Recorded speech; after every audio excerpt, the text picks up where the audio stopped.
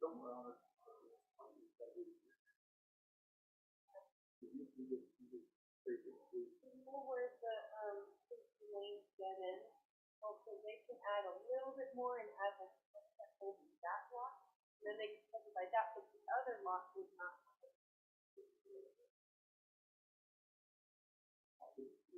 Lane, according to our 500, it was 500 now, whatever.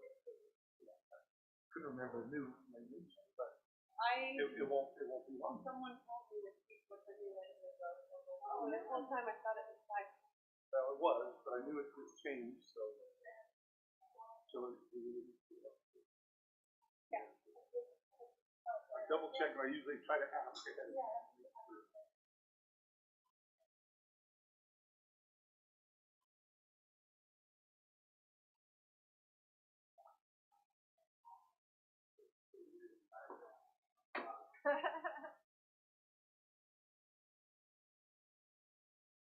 Now that you can read it, can you say it?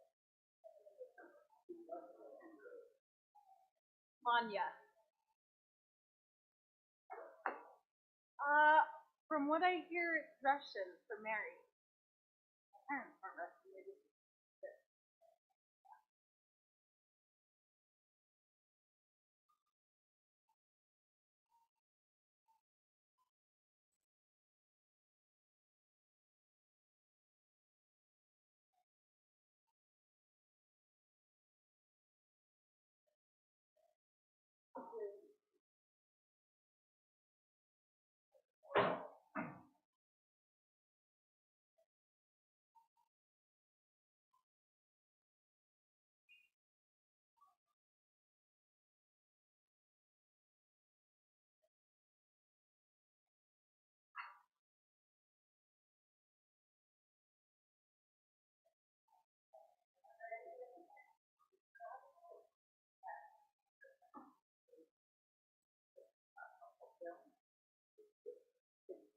Good clarification on that though. Did that work for the Wi-Fi? Oh, good. Oh, you're welcome.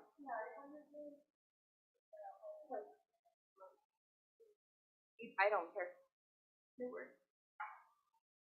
I'm just here, wherever you need me to be. What are you doing? Good to see you.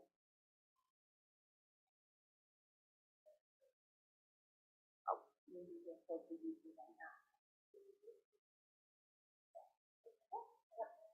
Manya, I think we have room for you up here. Not to.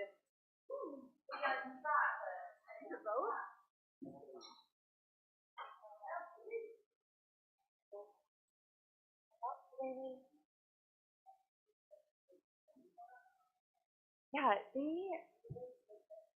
somebody knows the comfort.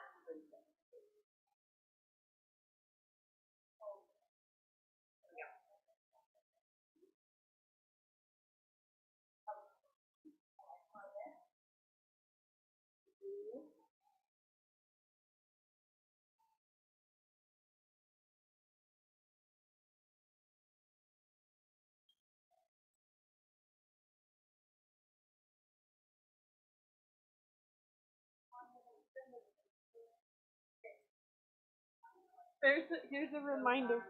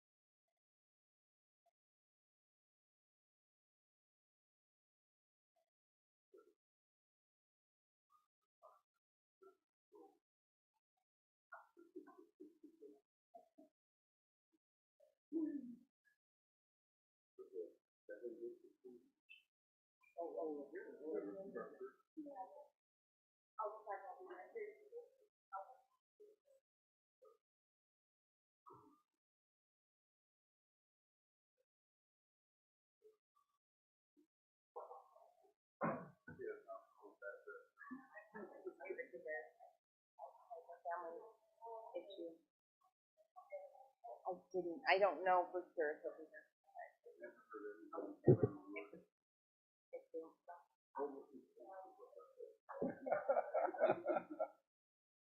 Yes, right here.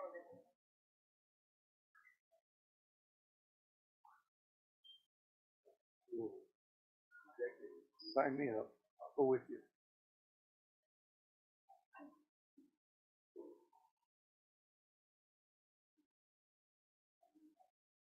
Yeah, I was planning on getting on.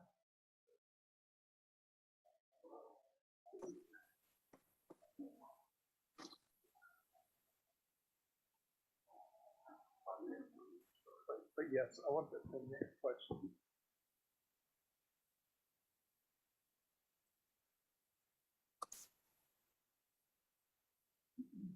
Are we live now?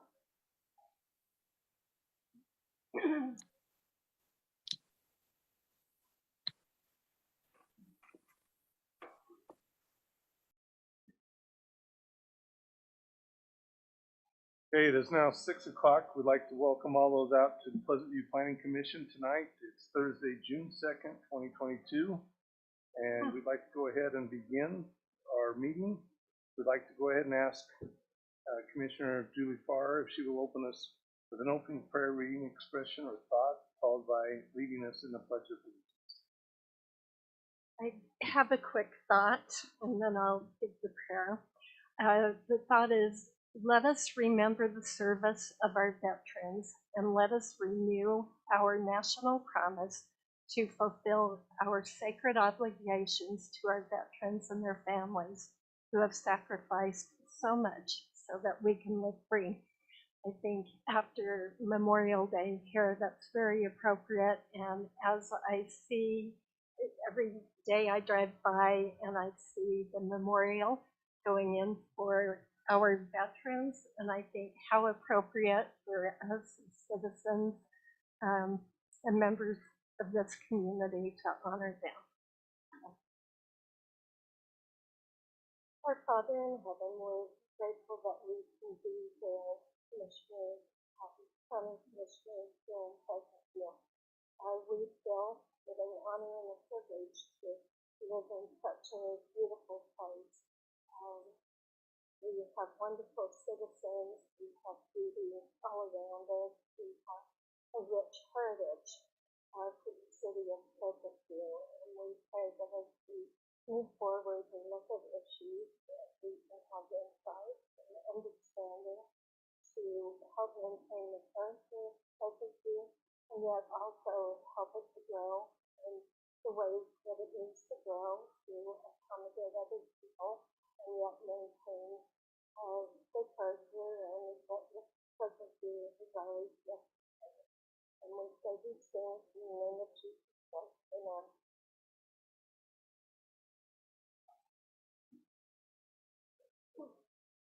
I stand allegiance to the flag of the United States of America and to the republic for which it stands, one nation, indivisible, with liberty and justice for all. Thank you. Just as a reminder, first of all, I'd like to thank all those that are in attendance tonight. We don't usually get a big audience, but those that have come, we appreciate you attending. If you get a chance, we'd like to have you, a reminder is to sign in your name so we can have that for public record. First of all, we want to remind the commissioners there, if you've had a chance to look at the agenda, is there anyone that needs a declaration of conflicts of interest for tonight's agenda? No. Okay, seeing no conflicts of interest for tonight, let's go ahead and move forward with the agenda as posted. The administrative item number 1 is a discussion decision to consider a preliminary subdivision plot approval for David Erickson subdivision containing 3 lots on 3.76 acres at approximately 1071 West Pleasant View Drive in the RE20 zone. And Chair, a quick clarification on that.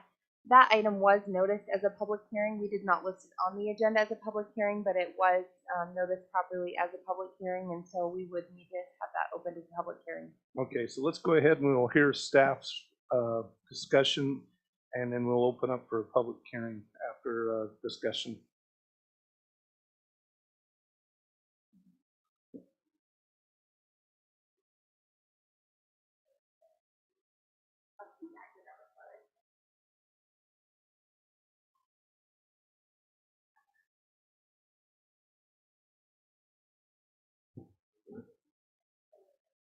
Is that on? Okay, so the commission will review the proposed subdivision plat for design and compatibility to its relationship, or in relationship to its existing natural environment and surroundings. And we're also going to look to see how it meets the general plan.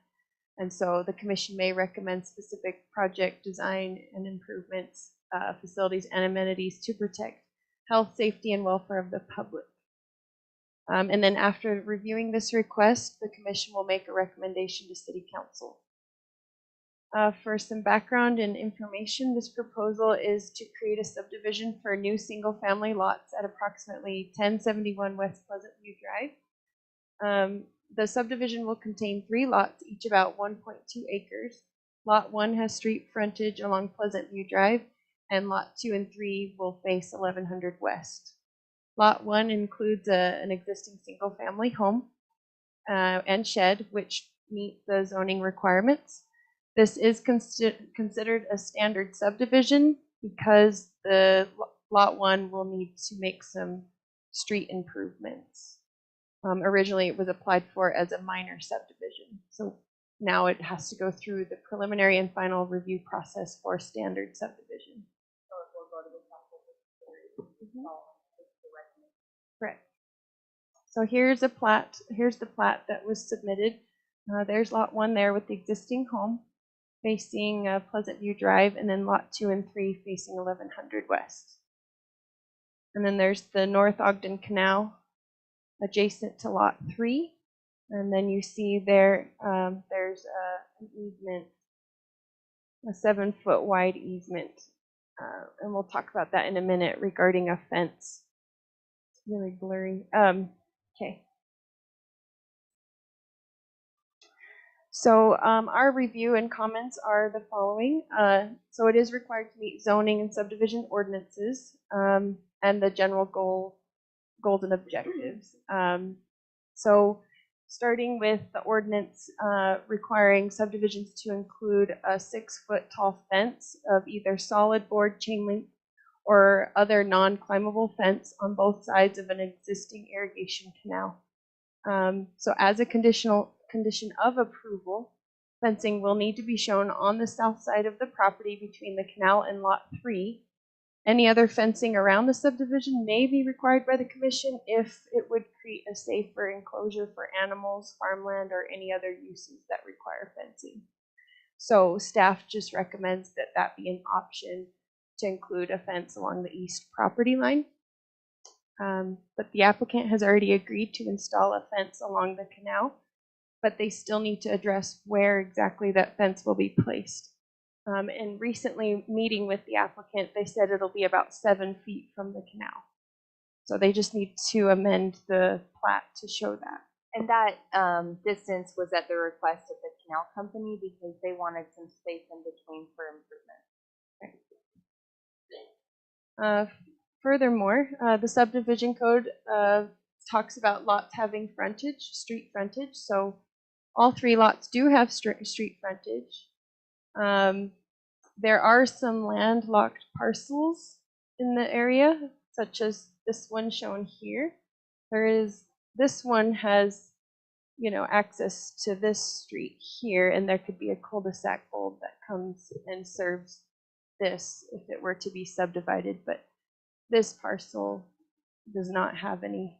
And a quick clarification on that. So this map here, I believe is from the Weaver Geo Gizmo.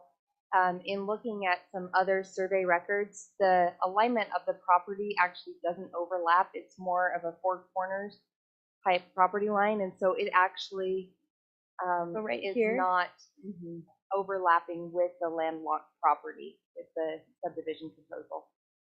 So, recently in meeting with the applicant, they stated that this isn't accurate. So there are other properties that touch this, correct? Yeah, so it's kind of a 4 corners deal, and there's not an overlap with that in a landlock. Right. So moving on, the general plan emphasizes connections that need to be built between the environment and continued sense of place and community. So landlocked parcels need to be considered with new development plans where possible. So we would recommend that a street be installed on the south side of Lot 3, as shown in this image here. This would allow for this landlocked property to develop a subdivision. But recently, when we spoke with the applicant, we've decided that would just be a recommendation that you guys should make, not a requirement, as there are other ways that this parcel would be able to develop because of the 4 corners. Yeah, because it technically isn't a property that's landlocking the other property, and due to provisions in state law, we really cannot require the applicant to put in that roadway, but we can make a recommendation that they make that consideration. But if we don't, I mean, that's been a discussion clear back from quite a long time. If we don't, then there will be no other way for that land. So with the cul-de-sac extension that was recently approved, there actually would be some connectivity to the rear. To this parcel. For the one parcel. This one would have to go through these properties here, or this property here. Oh, hold on just a minute. That was part of my question, was how else when this other I got to get when these people put theirs in, Casey's came up this way, because this is not a road that's accessible, that we have to look ahead of time to leave access to other people. Well, and and Dana's on the call, so she can help clarify, but I believe that the bulb would have addressed that property as well. Dana, can you speak to this? I couldn't see what property he's. Oh, sorry. This property here. Mm-hmm. So Dana, the property in red, the landlocked property, the one in red, is there any way to make that accessible? From this road? They could come through one of those lots. These lots down here. Mm-hmm. So this is the only way. But all those lots are basically being sold up. They all have houses on them now. Some are not developed yet, but it is platted to have lots be developed there. Yes, please. We'll have to have you up on a mic.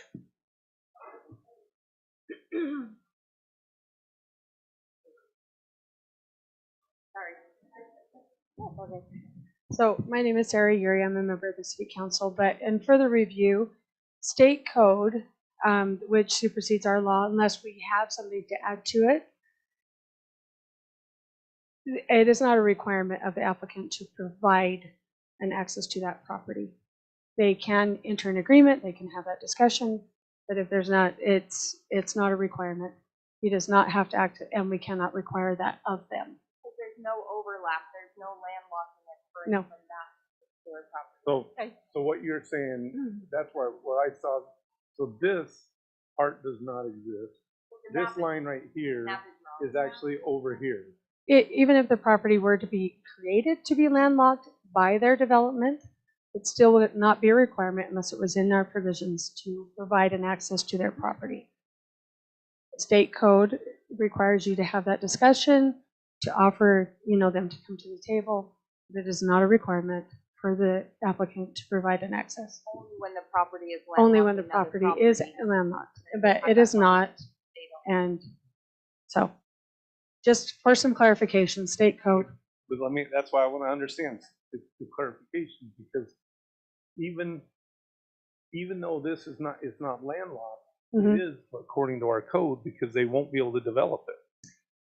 Again, state code and our ordinance, state code is the minimum requirement. We can add to it. State code and our ordinance does not require the applicant to provide an access to that property. So they knew that that was going to be landlocked. They could have worked with this developer, or they could have worked with this developer, which we brought that up at the time. And those developers can work with them, but if they provide them with ample opportunity, that's, again, if there's no agreement made, people can proceed and develop without the applicants. They can all look at a bigger scale. They could, and it's really up to them, but if those people decided to come and develop, Okay, I'm just looking at what our obligation Yeah. is. Karen, could I ask you a question while you're there? So if the property was connecting or overlapping, it would change. no, Well, the requirements somewhat. So what the state law does, I have a microphone. Sorry. And I have a loud voice anyway, so but what the state law does, and so I will reference this. So this is a portion that was approved in 2008 HB 464, access to landlocked parcels. So that's the name of the code. But what it does is provides a provision so that if a property is currently landlocked or becomes landlocked based on a development, then the developer has to provide an option for the landlocked property to basically fund a way to make that connection. If they choose not to do that, which appears has been the case with some of these rear area developments, then that's a choice that the property owner can make of the landlocked property. But because, again, there's not that intersection, an overlap with the lines, it really is not applicable as a landlocked property per state code definition. We talked about that intersection for a minute.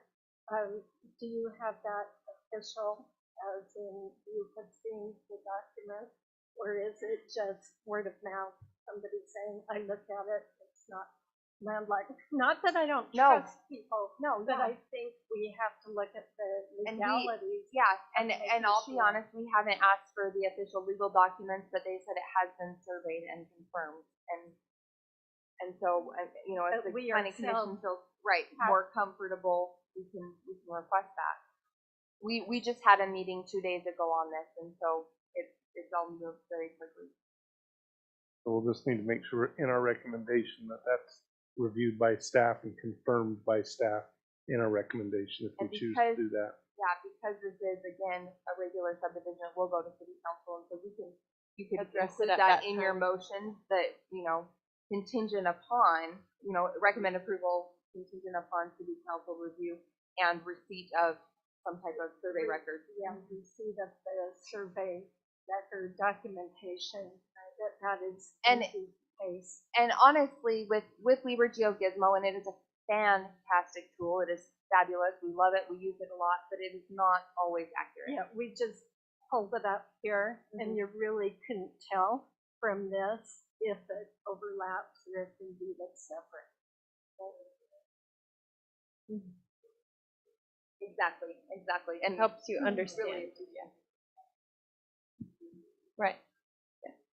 Okay. Okay, so with that, also just to finalize our comments, there are some red lines that need to be addressed, and those are attached in the packet. So as long as they're meeting all of DRC comments, then we recommend approval, excluding number 1, but only making it a recommendation to add a street connection, not a requirement, to the south side of Lot 3. But even that recommendation, a street connection to the south side, then you wouldn't have enough street frontage. Is that right? You may, if the canal, if I go back, let me go back up here.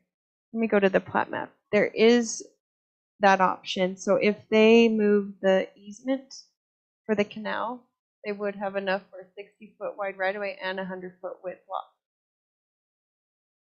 But they'd have to work with the canal company to adjust that easement.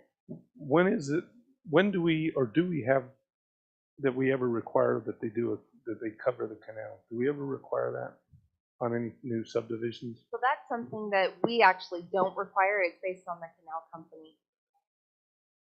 Yeah. I thought that was on newer subdivisions, but. Okay, any other questions for staff this time before we open the public hearing?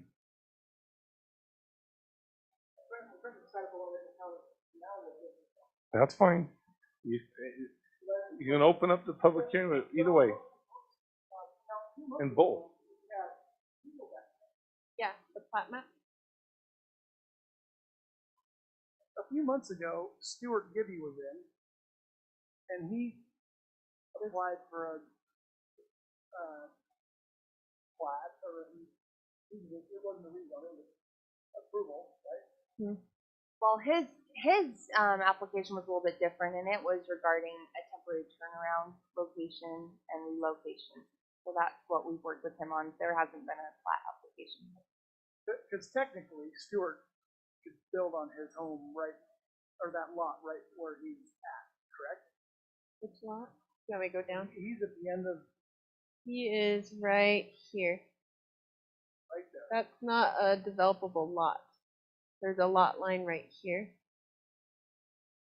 So I think he's purchased multiple properties, but right now, technically, if he's to move the temporary turnaround, and that's what his recommendation and request was prior, and it was granted, that he have the option within a year to move that temporary turnaround to a different location so that he could begin construction if desired. So today he could not start a house like that. No, it doesn't meet the lot requirement. It's not a large enough lot. The lot line is right here. So it's under the square footage requirement. No, he owns all this property right there. Oh, back here? He owns all that right there. But he'd have to adjust this lot line to make it a buildable lot.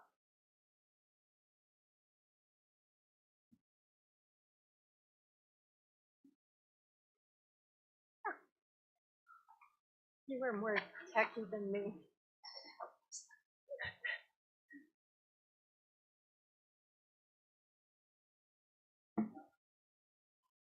Okay, all right. I thought his property, when I was looking at GeoGizmo earlier today, went all the way back. Shoot over to this one so they can see it.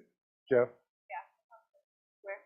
Oh, sorry. I thought his property was all the way back into here. That he could build on that lot, but I could be wrong. If I could interrupt real quick, I can maybe clarify. Thank you, Dana. This is Dana. So Stu Gibby does own that parcel that Amber was referring to that has a temporary turnaround easement on it. He also owns the the kind of that triangular looking piece. Yeah, there's 2 parcels right there. Right here. And he does own both of those. But neither of those 2 larger parcels have street frontage. They have to build this road in there. Correct. And by doing that, he'd have to create a new temporary turnaround, extend the road through there. So And that's what the agreement allows. Thank yes. you, Dana, for clarifying. Yeah. But what we're saying, I think where you're going with this is that road would have to go through in order to connect to those other 2 landlocked parcels. my other question is this really landlocked because they have an access right? That is not an access. This one's not landlocked. This is not a road out. That goes all the way to 10th West. That's a driveway. That's not a road. That's a driveway, not a. Oh, I've been on it. It's a road. It is not a road. It's a driveway. Well, it's an access. Yeah. Do they have an easement on that road? No, it's a driveway. Sure But about it wouldn't Yes. come as a buildable Oh, that's lot your property? without. No, it's not wide enough. It goes. It's not wide enough. It would have to take someone's garage out in order to. Right. They'd have to. that. No, and that, I didn't know if there was an access easement on that. So my other question is that's not 100 feet for a lot. Wouldn't that create a flag lot?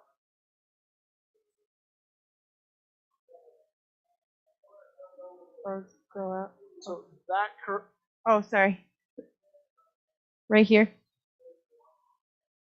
Okay. Yeah, let's go to the public hearing and see if there's someone clarifies, and then we'll Need to go get back. mine. Can we get a motion? I make a motion that we open to the public hearing. I have a motion, public hearing. Do we have a second? Have a second. All in favor, say aye. Aye. Okay, we're now to a public hearing. We'll move to do it that way. That way we can have the petitioner come up and actually help us. Maybe Mr. Erickson can help clarify some of this, and that'll. We're just looking out for future, but we're also making sure that we're getting everybody's help on this. So if you can help maybe clarify the lot lines. If we're looking at the lot lines here, so well, if we can give them a pointer there, and then David, if you can kind of show us a little bit of maybe how those lines line up and what we're missing here. We go up just a little bit higher, a little bit higher, a little higher, now to the left. Okay. I'm David Erickson from the oldest native resident of that property. I was brought home from the hospital October of 1951 to that house right there. My family had owned it before that. My grandfather had owned it before that. The oldest home in Pleasant View was located somewhere right in this area here. First cabin was built right there. It's been a farm for, as long as Pleasant View has been Pleasant View. We used to have Indians that would visit the neighbor across the street. And that's how far back it goes. I acquired it from my mother after my father passed away about 7 years ago. We kept it as a little farm, and we've had livestock on it, and we've got horses and cows, chickens and pigs, and that kind of thing. Recently, our son wanted to put this house down in the corner here of this field right here. And we thought that was a good idea because we could see him taking care of us as we age. I will sure try. Can you hear me, Dana? Yes, thank you now. All right. It is. It's just kind of quiet. So anyway, I approached the city eventually about what would it take to put a home down there, and they said you'd have to subdivide it. And she says you could put 2 lots out on 1100 there. We thought that would be a good use of the property because it would allow the essential nature of the character of the property to be preserved as farm use. The zoning allows that. It's RE20. These would actually be about an acre lots. You could have a barn and goats and things like that. Just keep it kind of the way it has been since the founding of Pleasantview. But somewhere along the line, somebody said, well, you're landlocking the Mainland property. And we didn't have anything to do that actually, we've been the ones that have tried to help the Mainlands. They're the ones that own, it's actually owned by one person, Gretchen Mainland. And there's been 3 opportunities to grant access to the Mainland property. One was when Country Field Subdivision went on the west side here. The city required them to push this road up to Pleasant View Drive and to provide utilities and that to the properties along the way. And that was done.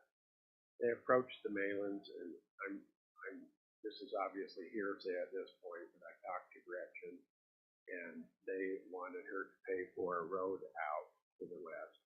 They didn't have the money to do that. And so they went ahead and sealed off that left edge, the west edge of her property. This is hers.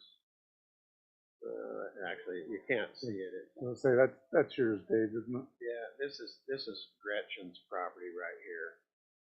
This property has traditionally been accessed long before I was born by this lane. It originally was a county road, as I understand it. It was called Pincock Lane. It used to have a city sign on it, right out on 1000 West. And then somewhere along the line, the county apparently vacated that property. And it's my understanding that Rick Lyman, who's here tonight, owns that property, the driveway, if you want to call it. The property right here used to be owned by the Pincocks. I understand this was Pincock property. Singletons own this now. This was severed off, and Gretchen's father at one time put a little garden and things like that on it. Prior to that, it was for livestock. There's a livestock shed on the property. There's a granary, a silo type thing. But they haven't been used as long as I've been alive. It predates, the use of that predates me. But anyway, then along came a second subdivision, and that was on the south side, right here. And this is Mountain Orchards subdivision on the south edge of Gretchen's property.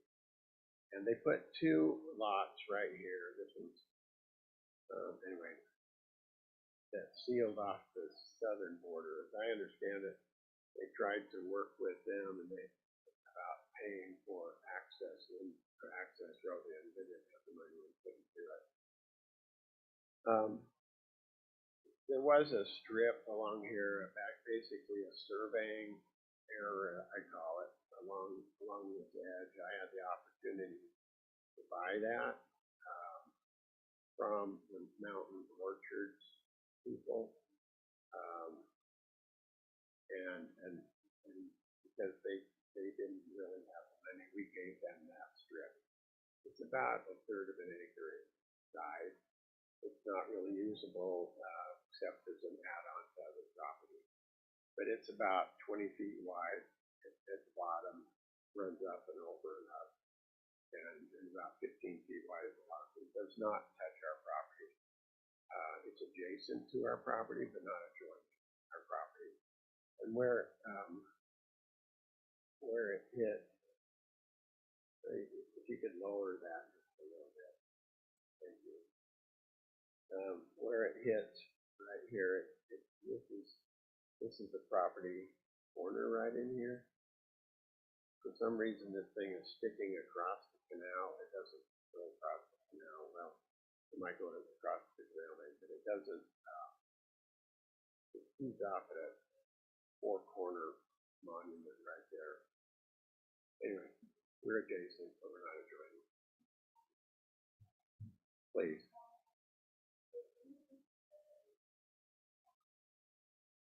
Many people have offered to buy that property. Adjacent correct. If you were to talk to Gretchen, she may tell you the story of her father. Before he passed away, he said, "Don't sell the property, keep it as an ace in the hole." Gretchen has actually tried to put a garden on that property. They have water share, at least one water share in the North Ogden Canal. And her expressed desire to me was that they wanted to put one house down there. they've always claimed that they have an easement along this road here. And I can't speak to the validity of that. But certainly it's been in use for more than 70 years. For that, the Singleton home to access that, access 1000 West. So, yeah. None that I'm aware of. And the Singletons as well use that lane. There, you can't see there. The Singletons live right here. If you watch the night before garbage night, you'll see Tammy Singleton bringing her garbage can up to 1000 West where she places it right there. They tow up with the car. So it's quite clever. But anyway, that's some background on it. Anyway, our son approached us, wanted to put a house down there. That's what started our work on it. Somehow that attracted interest from folks to the east. They said, you know, you got a nice piece of property there. How about we put a road through it? We're like, what?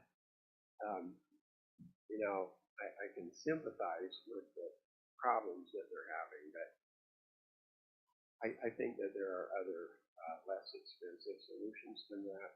Put a 400-foot long road, 60-foot wide, with curb gutter sidewalk. So Dave, have you, so the corner that they're talking is not that square piece. You have the survey that's already been done. That's It's surveyed. it's a 4 squared. You can see it on our. But that's okay. We don't need it. But it's squared out. It's not that triangle or that rectangle piece that comes up over the top of it. Then. Well, on that other piece, it has that square that comes up. Oh, that pushes up. Little bump Pushes up over the top. Yeah. It doesn't exist. So it's a 4 corners rather than a square over the top. Yeah, we have a surveyor in the group. Okay. So he can tell us about it. So that's what's important. Okay. Are there any other questions for the petitioner? Well, I'd like to propose that we recommend approval of the subdivision, but not number 1, the road. Don't recommend the road running along the south edge of block number 3. And regarding the staff's comments, we're fine with putting a fence. We've already said we could put a fence, but we didn't put it on the plat map because of the problems with where to put that fence. North Ogden Canal Company, I talked to Mike Humphreys, the vice chairman of North Ogden Canal. I said, Mike, where can I put a fence? He said, we don't want a fence. I said, well, if I had to have a fence, where do I put a fence? He said, we don't want a fence because they bring track hose along there for cleaning it out. And I said, well, Clean the canal out. How many years? I said, how about this? I put in a fence that's temporary. In other words, I'll put it in key post and wire. He says we can remove them if you've got a machine that's so big that you know. He said that might work. So what we proposed in the material is a wire fence. It's a B-mesh. It's actually an upgrade to a chain link for a farm type property you might be familiar with. And we would put it north of the where that would end up being above this 7-foot easement. We wouldn't encroach on their easement. We would put a permanent end and corner post there that would probably be pipe or metal stretched into the end. And then the other ones would be 8-foot T-posts planted probably on 10-foot centers with the wire, probably a tension wire to the top and the bottom, hog ring to the wire that would allow us to then take up that fence if we wanted to bring in big machinery. You'd have to run outside his easement to do that, but we're more than happy to cooperate with it. So we will draw a fence in along probably just 6 inches north of the 7-foot easement. And on the east side, we're going to put a fence in there anyway. I guess one time you proposed a whole fence on there. Yeah, no. Anyway, I had a fence. Because of that. You put something back out. So we'll work that out. And then that brings us to the last issue, and that is, and it's a new issue, it just popped up. Improvements along Pleasant View Drive. We submitted this plat map last year. It was reviewed by Dana, I think January 19th report. Didn't say anything about improvements along Pleasant View Drive. That just recently popped up. We would recommend that Pleasant View Drive be left exactly as it is. Partly because it's not, there's a stretch between 1000 West and down to about 1325 West, where putting curb gutter and sidewalk on the south side creates, in my opinion, a hardship to the landowner and a safety issue as well. If you require us to put in curb gutter and sidewalk, it's actually going to be up and in, right? The Pleasant View Drive used to be where it crosses in front of our house. The road was about 4 feet lower than it is right now. They went and improved Pleasant View Drive and leveled it out, and they widened it. And we happen to be on kind of a high point of the crest, but as you head east and then as you head west, it drops off. And you can't see the elevation from this side. It looks like it's level. But anyway, it's not. We would be the only place along there from 1000 West all the way down to 1325 with the sidewalk. A walking trail would work nicely.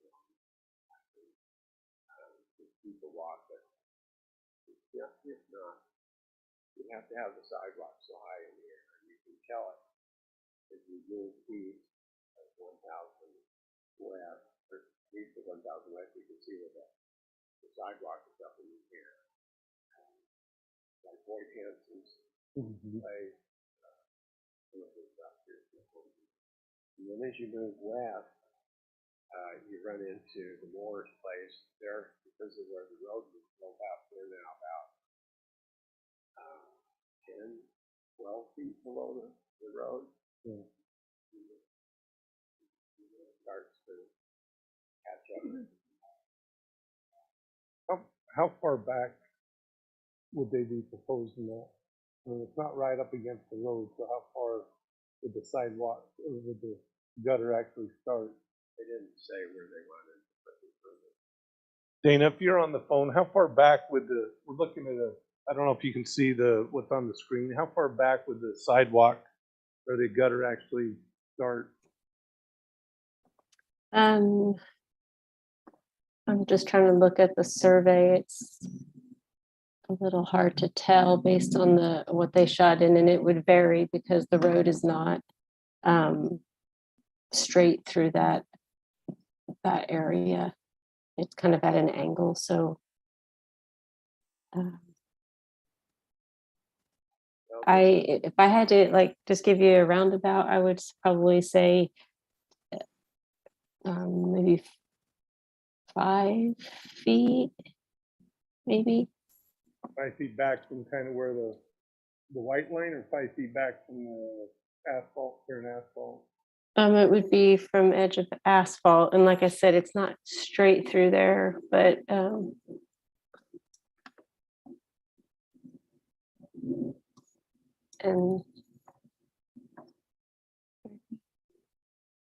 if I had to judge, I'd probably say about maybe 5 to 7 feet back.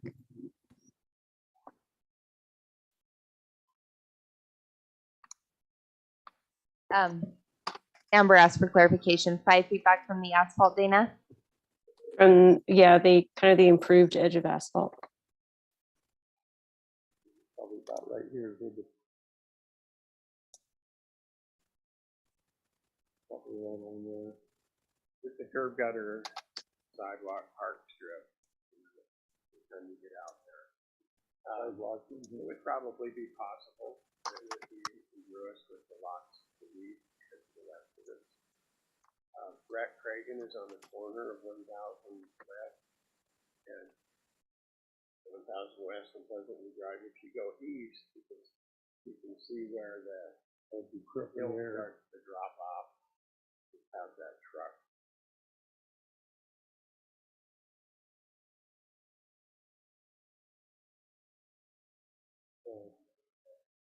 It'd be a big drop off. So you see those fixtures right there? They're at the top of the drop off,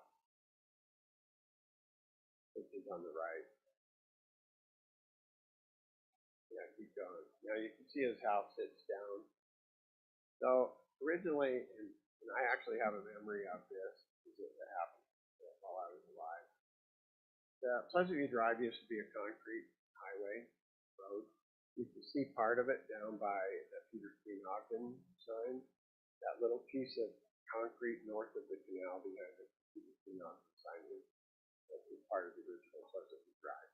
That used to be in front of these houses, and then they improved Pleasant View Drive, raised it up and put barrel pits where they could on both sides, and that's what they used to call an improvement.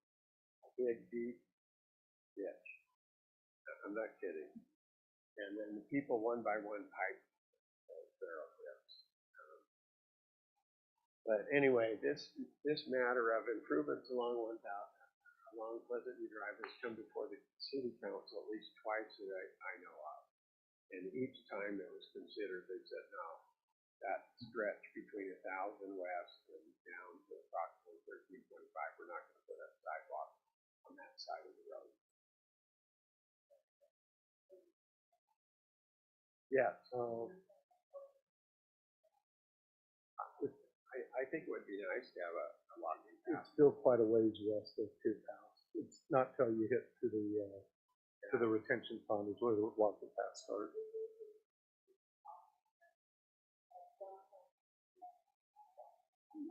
Well, there's parts past west of his house that you couldn't have a walking path because it dropped right off. Also, you have to have a bridge, like in front of the Moore's house. Moore's, and then there's a couple of them that drop right off. So there's just not even. The other thing would be to push Pleasant View Drive. Well, here's what I would suggest: get rid of that bike lane.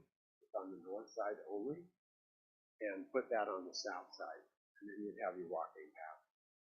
That bike lane was originally suggested by one of the city councilors who lived down 1000 West, and that's why a little bike lane runs along the east side of 1000 West and makes the turn along Pleasant View Drive. But it's only on one side.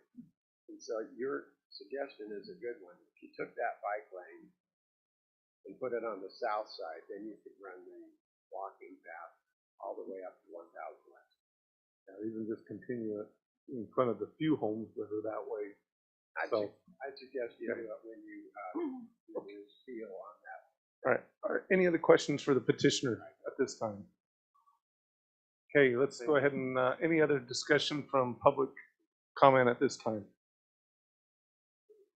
Oh, I'm glad you're coming up. Please state your name and address. My name is Dave Marriott. I'm on 3428 North, 1100 West. I am a neighbor to David and actually purchased property from him. So, also on city council. I appreciate everything. I appreciate you going through all this. I know it's we've talked a lot tonight and for probably days about this, but I would like to say first off that we should tonight I recommend that we approve this minor subdivision without any improvements as a planning commission and not send it to the city council. I don't think I think it's an undue hardship for Dave to provide a road or even a fence or any of the improvements that are on the south side of Pleasant View Drive. And I'll kind of go into all the reasons with that. But in addition to that, I don't believe he landlocks any of the properties. It's not his responsibility to watch out for those properties.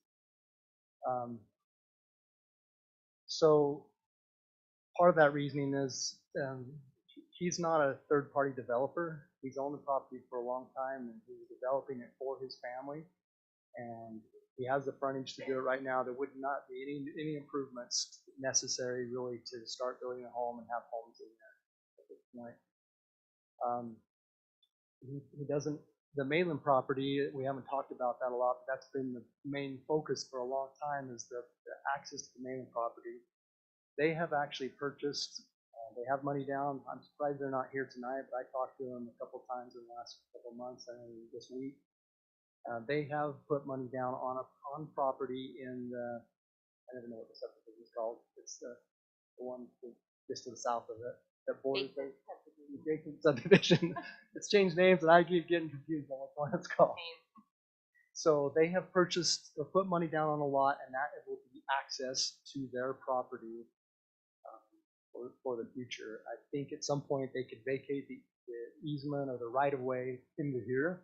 Yeah, that they would have access. So one of those top two lots. So they bought a lot here to hopefully access. Yep.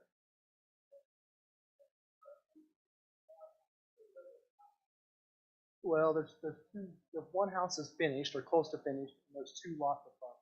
It's one of those two lots. I believe it's the one that Singleton's house is on. But we can't take that in as a golden rule. We can't. I mean, that's nice to know, but that can't. Like Right. Sarah says, that can't supersede our discussion or override what our answer is for that. So I understand that. I just think that the landlocked portion of this really can be resolved by the street that goes through the subdivision, and really shouldn't include Dave Erickson's property. I go with you on that. And now that we're learning that there's not an adjacent part of it, and it's our obligation is to look for any way that we can to make sure that we're looking out for the people, if that's a feasibility and a possibility. Especially, I mean, because we've had all these types of discussions trying to leave options for people.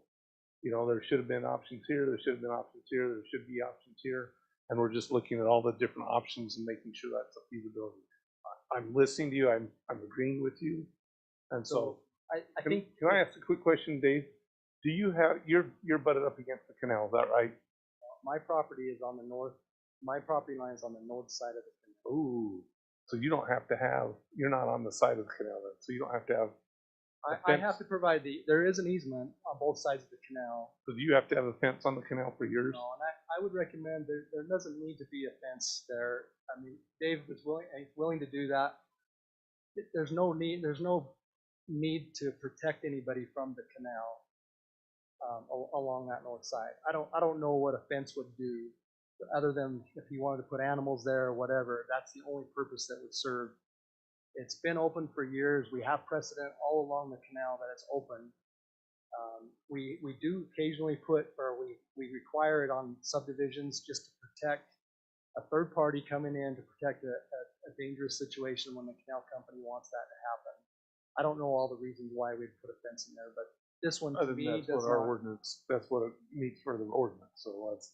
Yeah, I mean, if that's the case, we have open canal along a public walkway by the golf course. We have all these properties have open canal without a fence on them. Even between my house and your house along that, there's multiple properties that don't have fences. Granted, they haven't been subdivided, but in this case, it's being subdivided. It's a minor subdivision, not being sold to a third party, anybody else. It's sold to his children, and they plan to use it the same as he's used it for years. That's my reasoning for not having. That's the hope is that people subdivide, then you have them upgrade, develop. So that's why the ordinance was put in.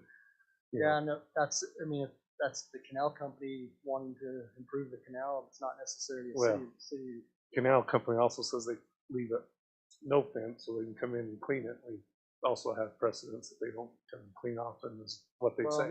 This one, it wasn't cleaned while I was there. I don't know. It was like a year or two maybe before I purchased the property. They came and took all the trees off the north side. They cleaned the canal this last year, first time in 30 years. So we'll just go with the precedent. This section's been done in probably the last 4 to 5 years.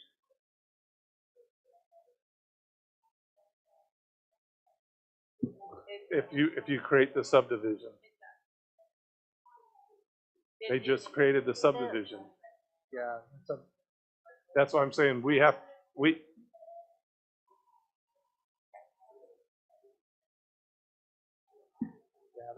That's why I'm just saying we have to go by the ordinance, and that's why I'm looking at it. That's another part of this, is that Dave's property doesn't even touch the canal. It's within a couple of, mine is a couple of feet along the north side of the canal. And Dave used to own that property, but he sold it to me 3 years ago, Right. 4 years ago. So, and Okay.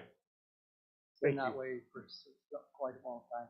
So, yeah, the Mainland property, that, like I say, I really think that everything can be resolved easily. And I know Stu Gibby has come to the table already on some things to make access to get into the Lyman property at some point if it ever wanted to be developed. Who would pay for that? I'm not sure exactly how that will have to come to it. It'll have to, when they decide to develop, right? Yeah, there's been a lot of different discussions over the years on that one. So, like I say, I just think it's an undue hardship for Dave to provide a road for somebody else through his property. He would have to give up probably 3/4 of an acre and provide the road. It just doesn't make sense. Nobody would be willing to pay for it that's already back there. I don't believe so. It just doesn't make sense. But I would recommend that you approve it tonight without those improvements. All right, thank you. Any other comments from the public? Only because this conversation started me down a rabbit hole in talking to the state, not this conversation, the previous one, with the state ombudsman and what state code actually states. And I'm just going to read just a little bit of part of it. Okay, so this bill prohibits counties and municipalities from approving a subdivision plat that creates or results in a landlocked parcel. It's already landlocked. It does not result and it does not create it. Unless the owner of the landlocked parcel consents or is given and either accepts or rejects an opportunity to pay fair compensation for access, allows an owner of property over which access is provided to record a notice of interest, a lien against their house or, something on their deed, against the formerly landlocked parcel of property, and provides for referral of dispute over access or the amount of compensation for access to the property rights on but. So it would have to create or result in a landlocked property for even the consideration of him to have of these applicants to provide access to that property. And even then, they're not required if they have that conversation with them and can prove it, and that conversation that they provided a conversation, but that landlocked owner would have to provide compensation to the person who's putting in the road, Right. or they could record against their title. If they've done all that, it wouldn't really matter if they decided not to come to the table. I applaud you guys of looking out for them. They've been given opportunity, but really that's a moot point in this because it's not situation, connected. It's not Right. landlocked, and it's not creating landlocked. And then the other part is when I emailed the state ombudsman because I was concerned, she's like, the parcel's already landlocked. The broad interpretation of the statute could be interpreted as the landlocked parcel needs to be given opportunity. But that doesn't necessarily mean that the subdivider may also have an obligation to provide the access at their expense. It's not landlocked as far as what they're doing.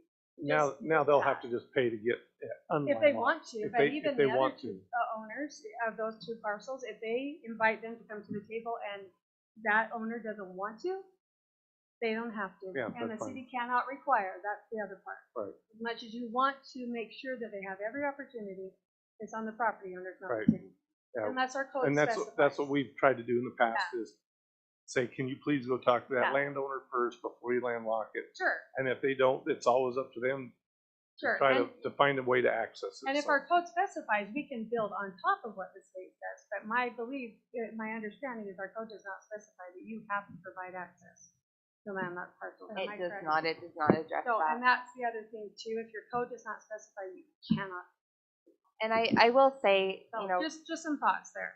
staff was desirable if we could get some type of interconnection through the property, just, for network connection, but in talking with the property owner, it doesn't appear that there's interest in doing that, so. any other comments from the public at this time? Any other comments from the public? Yes, Dave.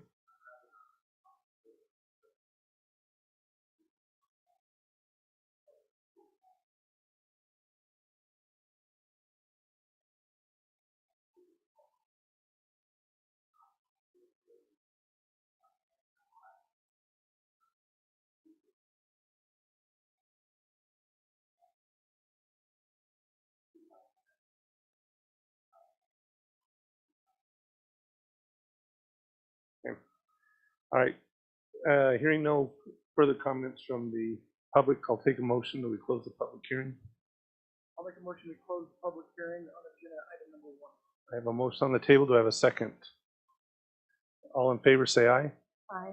Okay, the public hearing is now closed. Okay, we now have comments, any questions or discussion items from Chair, who made the motions on that? I'm sorry. Jeff? And Manya. Okay, Um, I heard, but I didn't. All right, that'll be a little slower. I'm gonna try to keep it No, going here. no, you're great. no, I think that was all really helpful information. Could you go back to the map for a minute? Just because I've got a question on that, something that maybe,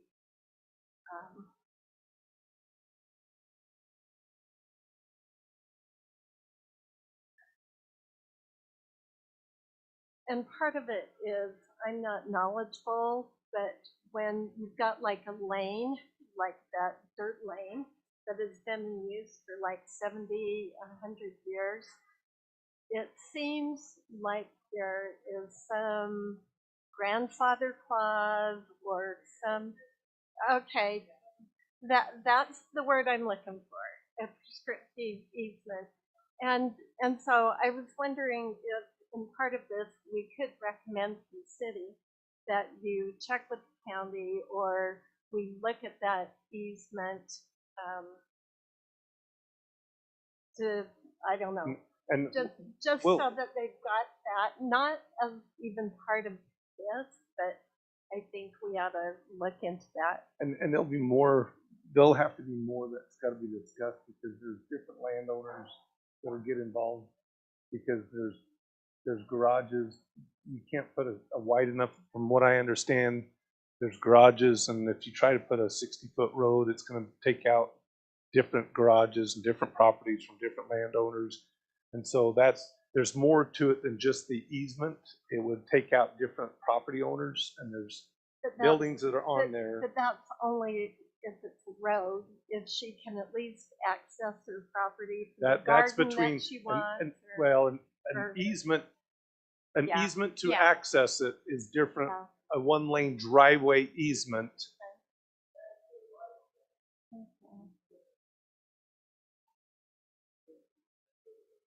Okay. Okay. Which is different than if they want to try to build a road, then they're going to have to acquire land from other people. Right. Yeah, no. Right. Yeah, so that's for another time, another discussion. So that's, They do those have those access landowners to would the have to work that out because that's for another. Okay, so from this standpoint, any other Okay. discussion? The second question I have is, what are the city's plans in regards to Pleasant View Drive? Any improvements along Pleasant View Drive on that south side? I mean, what are the plans? Is it in the plan to eventually improve all of Pleasant View Drive? I think that is the intent. I don't know if it's in a formal plan, and perhaps Dana could address that. As the Planning Commission is aware, we are working on a transportation master plan right now. I know Pleasant View Drive is one of those topics of discussion on that. But Dana, are you aware of any current planned improvements to Pleasant View Drive at this time? No, other than street maintenance, we don't typically do big road improvement projects. As development occurs, we allow the development to improve the road where they abut it. You allow it, or We require it per code. Yeah, typically with a subdivision, there are street improvements required. That's not out of the practice. because I can understand the cost issue, but I also know we had 3 acres of much foot frontage, and we were required to put in sidewalk and all of that, curb and gutter. And yes, it was a hefty expense, but that's what the requirement was. But if Pleasant View Drive, they're never going to improve any of it. That's my thought. Is if you drive along there, there is nothing, and Yeah. and there's no other houses that are going to change that look on there. And I agree that the ones that do have it, the few houses further east that do have it, it's a big drop off. And if it's not in the city's plan or budget to do that improvement anytime in the future. Is there a way to put that into some type of a escrow, or not even escrow the money, but say that if the city does, if the city puts sidewalk or requires sidewalk or something in the next so many years, then the deferral. Yeah, I mean, that's something to say. Well, if Pleasant View decides to put curb and gutter so many years down the road within the next so many years, then they would have to pay their portion of it. Yeah, we typically don't approach development that way, and it's something we could take into consideration. But I think it's just cleaner to either have the improvements made now or just do them holistically later. I don't know if it's necessarily fair to defer that with the costs and that everything changes until we don't really know and can't dictate what the pricing would be when the city goes about doing that. It's just more complex that way. Does it create a problem if we say, yes, on this subdivision, we're not going to require that, but then a developer comes along and on theirs, we are going to require it? Does that present a problem? I think if the property were in the same circumstance and already on a pre-developed road like Pleasant View Drive, then yeah, that could create a legal problem for the city. And I don't know if we really have a precedent, and maybe Dana, you could speak to that a little bit on, developed subdivisions going into already completed streets, or how we've handled that. We've required the improvements, like if you go further down, Jacob's Mill, there's improvements along Pleasant View Drive, where that subdivision abutted Pleasant View Drive, and they are somewhat sporadic throughout the city, but the Omen property that went in along in that triangle piece by City Hall, we required improvements there. That's just our standard. Yes. Go ahead.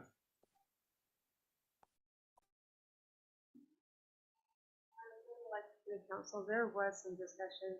There is history as to why there is not curb and gutter that extended when we made improvements on Pleasant View Drive.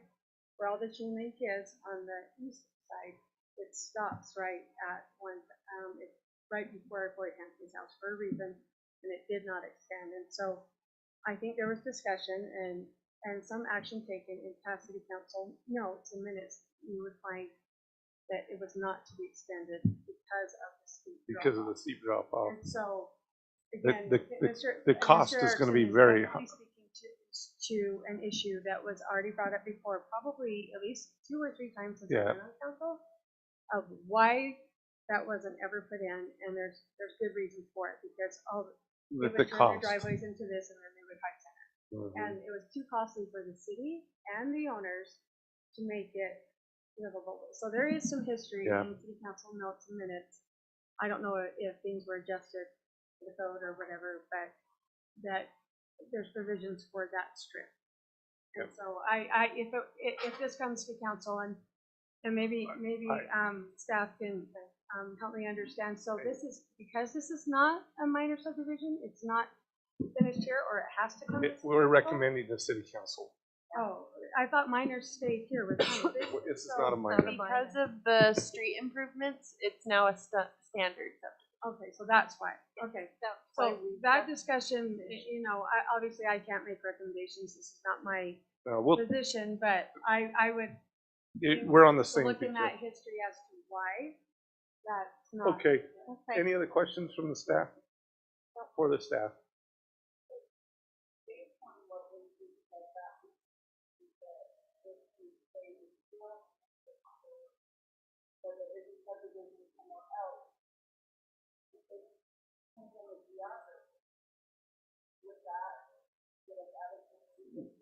Not necessarily, because part of it is because it's all along Pleasant View Drive, and that is the precedence of what's already been set along Pleasant View Drive. So, I'm good.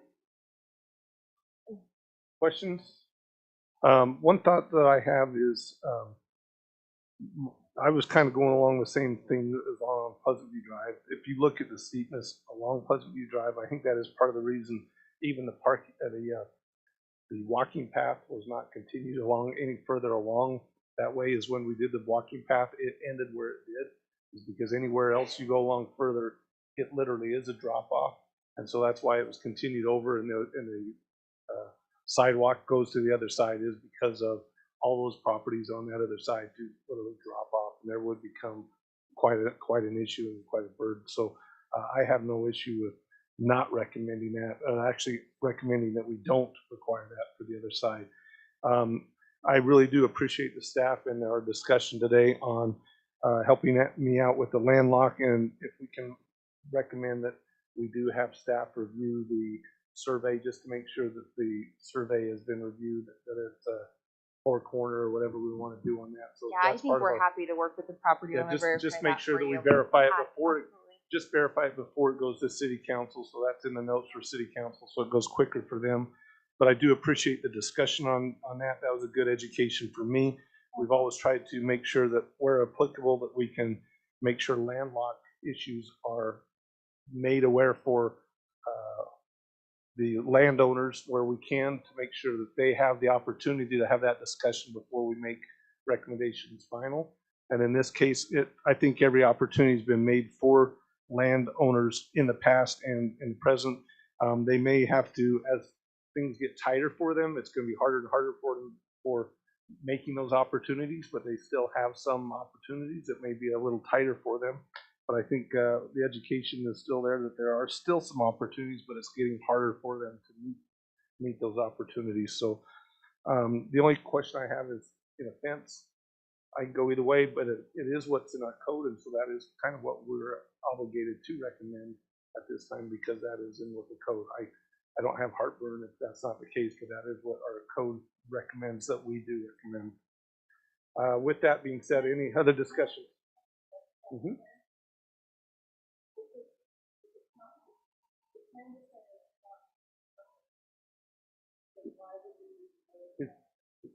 His property abuts the easement, so that's what requires, based on the subdivision,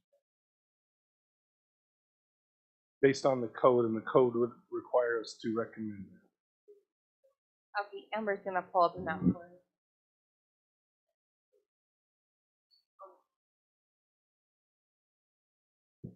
So as you can see on the plat map, it's kind of hard to see, but there's that dashed line. So it is showing on lot 2. So with the lot 2 would increase the fence. He said 6 inches from, see that 6 inches from that easement. So that would show on lot 3, is what I understood.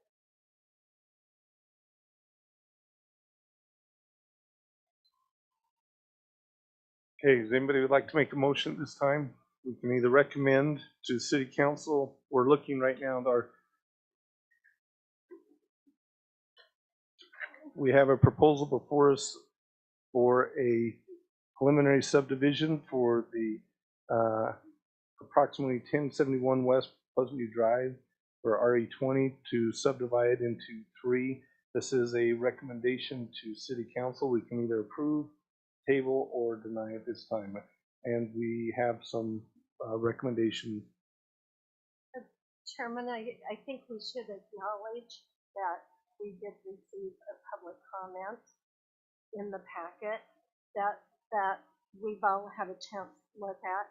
A resident who was unhappy with the addition of more homes, and I think we need to acknowledge that that comment was reviewed. Thank you for noticing that.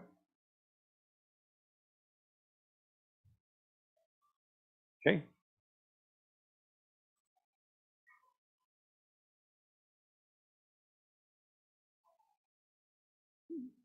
Do we have any recommendation at this time?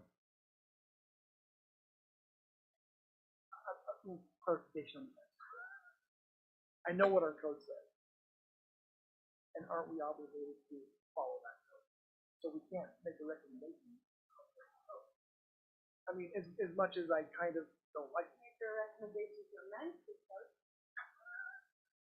But that delays the whole process longer, and I mean, because that's where I live. There's so many houses right along that canal that none of them are fenced. And so now it may not be a subdivision, or it was so, I mean, there's some nice homes that have been built that have no fence, right? So Some of them may have been built prior to the requirement. That's the challenge. Yeah. And I mean, I agree with the Eric. I would be not in favor of that, but I think we have to follow the code. That's what we are, is the recommendation. Try to follow code, yeah. The board. And I'm sure the code was put in place for the safety of children who, I mean, you have incidents of children falling. So I'm sure the code had a reason why it was put in place. Okay, I'll make a motion that we recommend to City Council approval of agenda item number 1 with the staff condition number 2 listed in the staff current plan.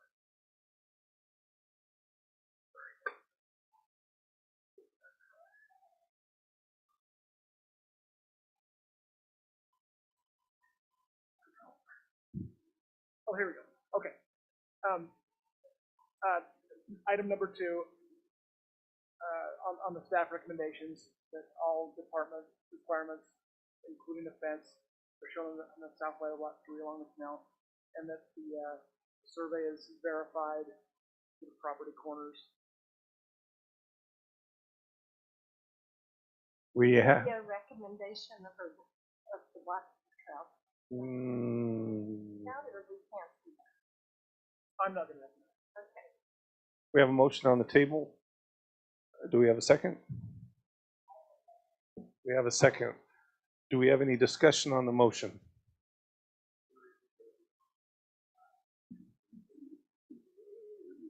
That we recommend approval with the conditions outlined in the staff report number 2. Which is to satisfy the department staff requirements, including fence shown on the south side of lot 3. But it does not include the street road recommendation. Or improvements. You have to specify because, well, let me back up. You need to. Long motion. So, because I don't want, right? How do I stop? How do you stop? Whenever you want to stop. Okay. Something was also brought up, and I don't agree with the improvements of Pleasant View Drive. Then you can make recommendations that we look at not. So he can amend his motion to tweak that if the second is agreeable. Yeah, you can add a recommendation to not. Thank you. Because that's why we're in discussion now. I would like to amend. So I just decide Yes. I'd like to amend my motion Mm-hmm. that we not include street improvements on Pleasant View Drive. Okay. Are you okay with that on your second? Okay, so the second still stands. Any other discussions on the motion and the second? So if this goes through, it's a minor subdivision then? Or I think it it'll still go needs to to go city through the city council for recommendation because it was a major, and we're recommending that they don't, because it's a recommendation that they don't require that change.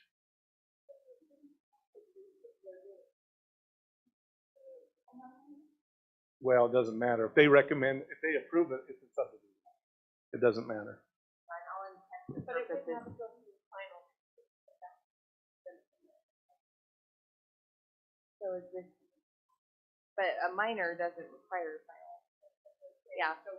Oh, wouldn't go through a final. Sorry, I thought you said would have to. I'm like, no, sorry, would not have to go through a final. But if it's a regular subdivision, it would be required. But I'm sure they'd be happy to not have to do the requirements on the front, so it's in their favor. Okay, any other discussions? We have a motion and we have a second on the table. Any discussions on that? We'll take a vote on it. All in favor say aye. Aye. Any opposed? All in favor, it's unanimous. Thank you very much. Thank you for letting us educate myself on that topic. I know we went a long ways and we usually don't discuss that long. City Council's much faster than we are. We're the learning group in here, and we ask a lot of questions, and we take a long time. So I appreciate you putting up with us tonight. So we're we want to make sure everybody around you and everybody else is taken care of. So we're trying to make sure we're looking out for everybody in the Pleasant View. So thank you. I know that. That's why I was watching every step. We got 2 city councilmen. We've got a longtime resident here. We know the Ericksons a long time. So thank you for attending tonight. Appreciate that. All right, let's go ahead and we move on to the next item.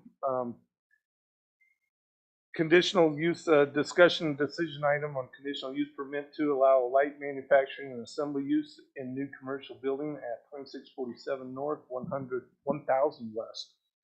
This one came before, so I think we're already a little bit familiar with this topic. So let's go ahead and have staff discuss the findings on this.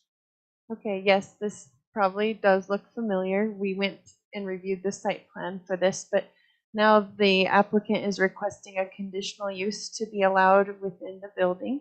And so you will review the following to make sure that it meets 1 through 5.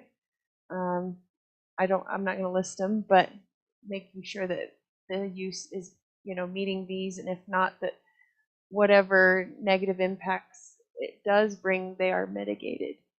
The applicant is applying for a conditional use permit for light manufacturing and assembly use in the Brad Reeves building on 1000 West. So like I said, the building is in site plan review for offices and storage, which you recently approved. So the following conditions were required when you approved that site plan. And so the applicant is working to meet all of these items currently. The business works out of North Ogden, and they're hoping to expand to Pleasant View.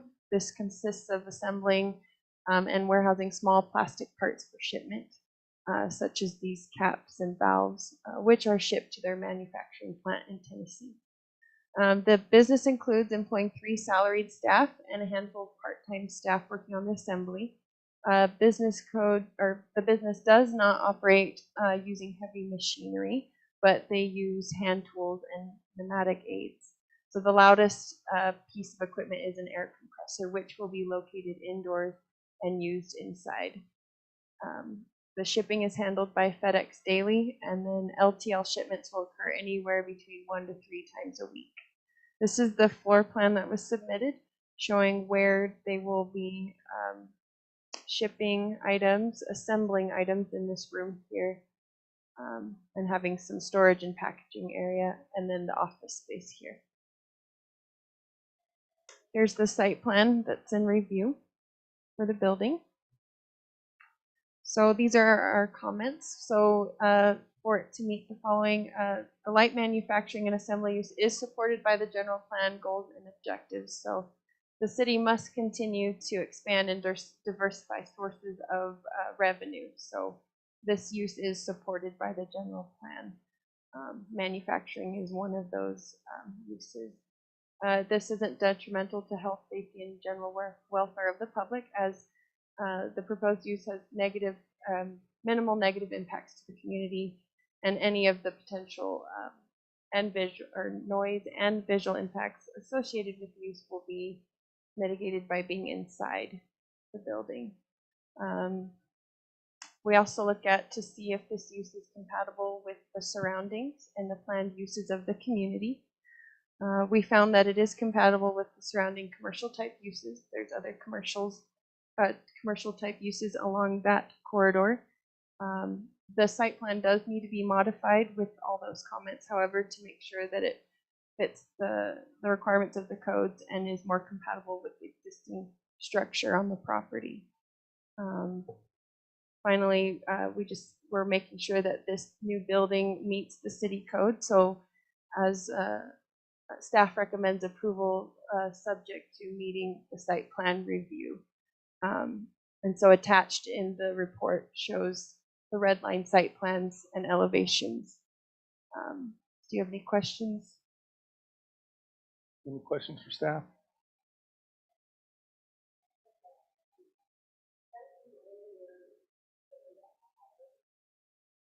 Right. Secondary. Yeah. We're still working through that. Working with Bonavista Vista on seeing if there's a way they can approve it with like a drip irrigation. Yeah, the secondary water is a requirement. Yeah, to address that. I'm curious, what are the parts made for? It's not Gonna required. come up. You don't have to answer it. It's not required, but I'm just curiosity. They're really, really curious. Interesting business. Yeah, I'm Denny Coop. I am a resident of Pleasant View, but I'm representing Brad Reeves, the owner, as well as Brad Outerkirk, the owner of the company who will be renting the building. SureCan is the company. We manufacture gas cans and water and utility containers.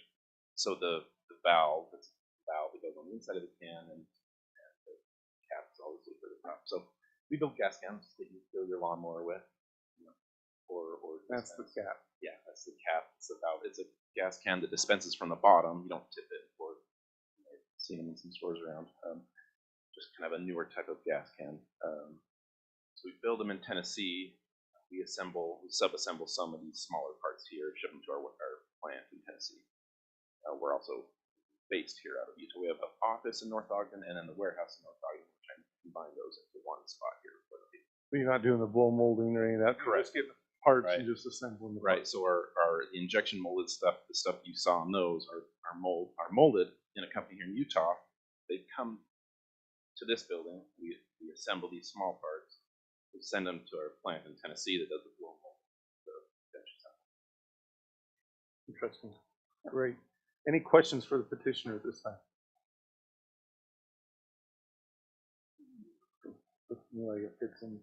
I like the added information they brought to us this time. And we still need the water issue, and that's from the prior meeting that they'll work out with staff, and that's from the previous issue that And still has to I'm be going to solved. write down for you the developers across the street, just contact info for them because they're working on the same issue with secondary water, and so maybe the two of you coordinate efforts. I'm not sure, but love to help you both out if I can. I don't know. Yeah, I'll get that written down for you.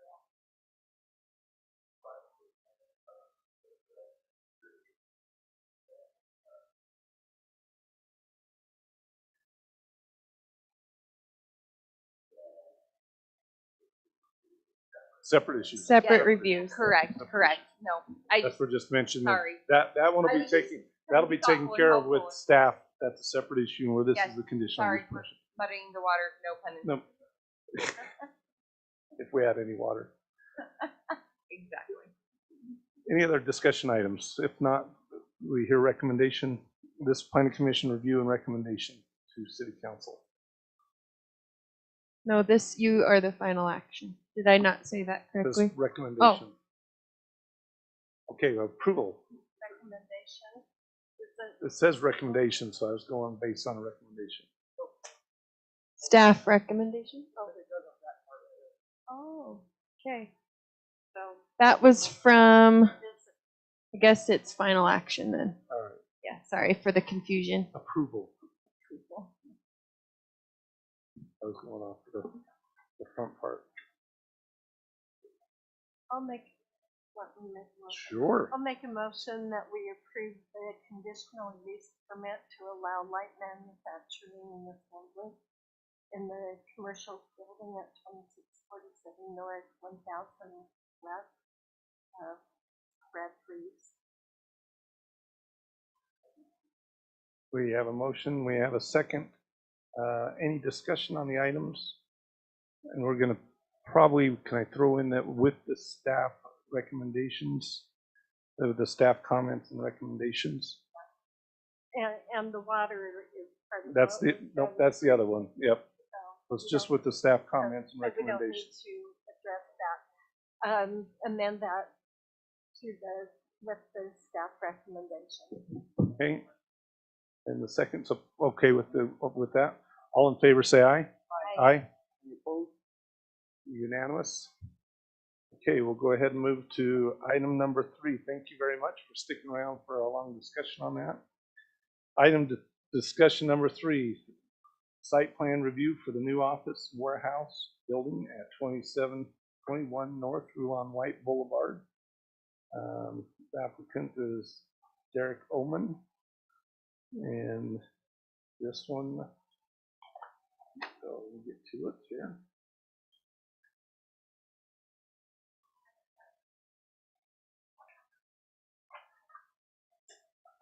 There we go.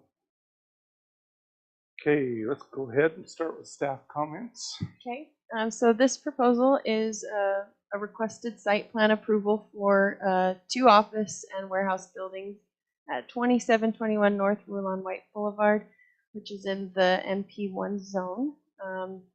The buildings will be placed on a 78,000 or so square foot lot, which would include parking and landscaping. So there's landscaping shown on the site plan along the front and sides of the property with water efficient plant and materials and ground covers. Each building will feature storefronts with insulated tempered glass and overhead roll-up doors. Here's the site plan that they submitted. And then here's a front building elevation of one of the buildings. The Planning Commission reviews site plans for permitted uses to ensure that the proposed site plan meets the following. So number 1, you'll review it for safety and convenience of traffic movement within the land area considered and in relation to street access, harmonious beneficial relation among the buildings, and uses in the land area considered, as well as with adjacent neighborhoods. And the plan will need to meet all requirements of the zoning ordinance. The Commission may impose any conditions or requirements designated or specified to meet the provisions of the city ordinances and general plan regarding site plan for the permitted use. Staff has reviewed the following to meet site compatibility and design standards. So for the first one, pedestrian circulation, an on-site system of pedestrian pathways shall be designed to provide direct access and connections between entrances, sidewalks, parking, other buildings, and other site amenities. So the site plan was missing some of those connections, so we recommend that they include either striping or stamped concrete pathways connecting these areas mentioned above. And here's an example that I found of how this could look with, one or the other or both. And then here's the red line site plan that I put together an idea of how they could design a walkway that connects the parking, the sidewalk, to the building walkway here, and then adjoining to meet the 2 buildings here, and then continue on this side. I didn't know if it was necessary to include any in the middle, but that may be something you consider. Also, landscaping. No street trees were shown on the landscaping plan, so the code does say that street trees are required, and that if they're larger than 30 feet, they'll need to be planted behind the sidewalk. Also, parking lots are designed with landscaping to improve traffic flow, enhance the architecture of the building, and minimize the large uninterrupted hard surface areas. Landscaping helps integrate these parking areas. And so we recommend that they add landscaping such as planter boxes with tall grasses or evergreen shrubs against the building between the wall and pedestrian paths, which create a safer, attractive path, and it softens the building and parking lots. And so below here's some examples of those. But here I'm showing that they could be placed kind of by entrances, one here, maybe one on the end here, some against the building right here by the doors, and then on the end of the building. Also, the parking will need to include 2 bicycle parking spaces, which will need to be away from the pedestrian walkways.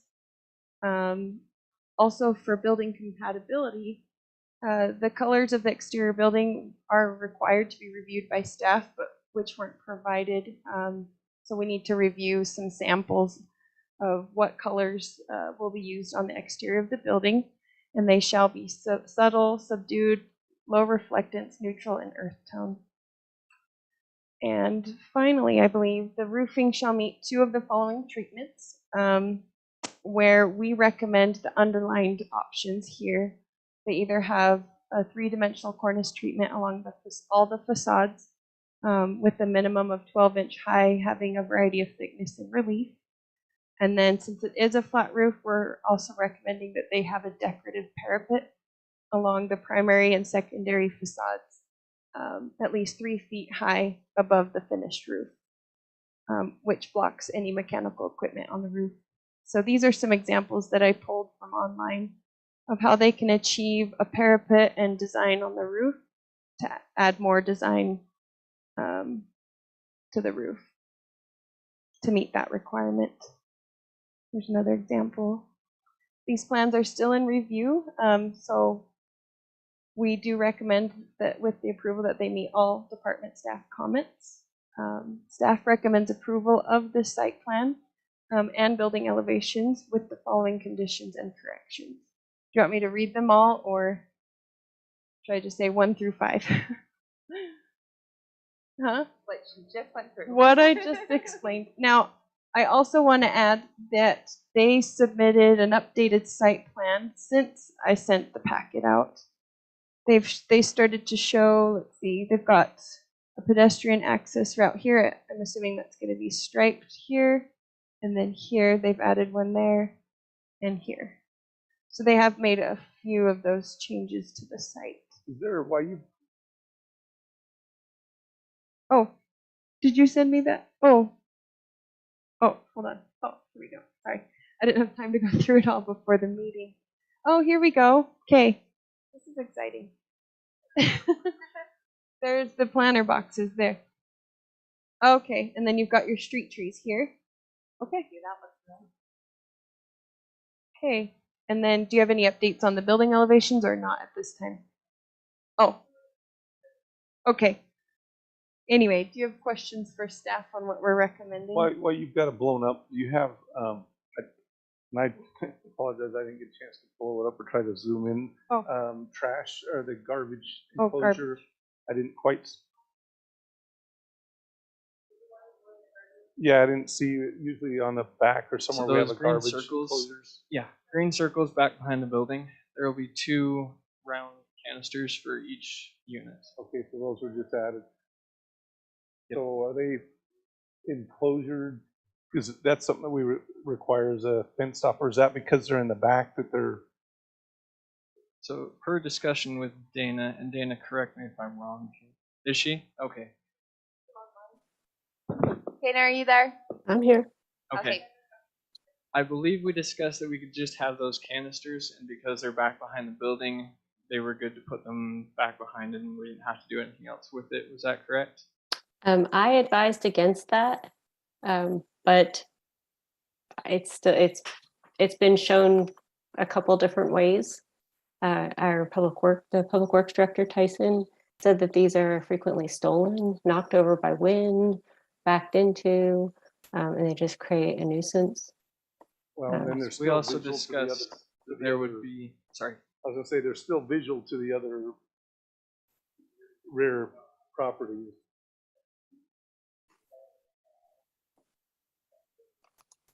And Dana, to address your comments, we agreed that if we would put a fence, which is, I believe that's shown on the site plan on sheet 2, we have that locking fence, so they're less likely to be stolen. Behind the buildings, they're more secured and less likely to be blown over or have problems.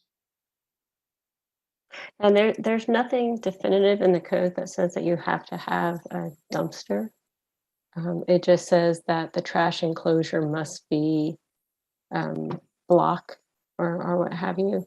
It's a little bit It doesn't speak to the requirement of mandating a dumpster.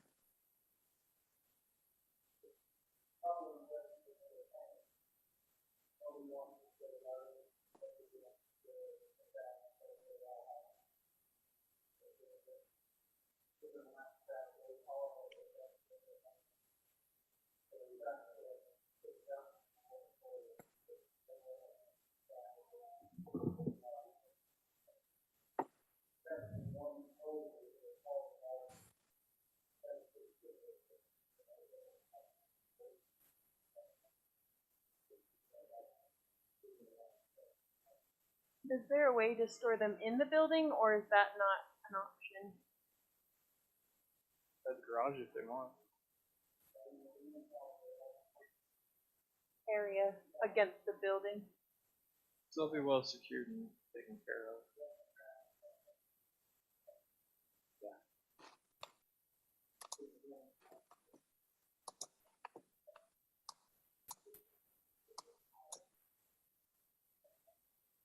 But then you see our problem is then you've got a dumpster here, dumpster here, dumpster here. It's just, Well, it's not necessarily a big fat dumpster. It's just a can. So it's going to be like your black can sitting out behind the building. It's not going to be quite as big and ugly as the metal dumpsters that you see with kind of trash littered around them when people. what type of businesses, are these already pre-done businesses, or are you guys just subleasing these out, separate businesses?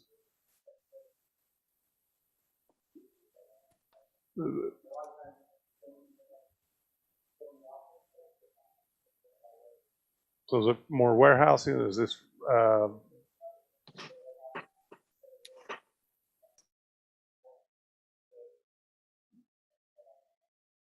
okay, so it could be light commercial, or it could be, or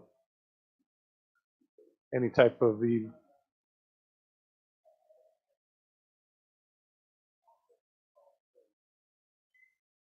Okay. I would like to see if we could, I don't know, my thought is rather than have stuff blow all over the place and blow down, I'd like to still see if we could do enclosures, work with staff and do some type of enclosure for the garbage. That's what's, well, even outside, some type of enclosures for each of them. I mean, if there's going to be, how many, there's just going to be is it going to be, how many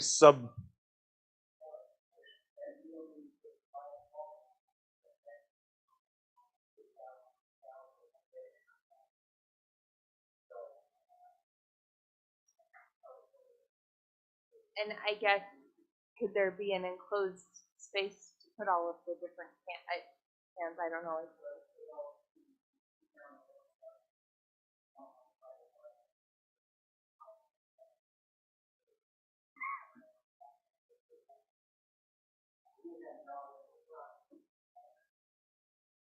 Bumped them back, didn't we? Can I ask, where's the fence at? I'm having a hard time.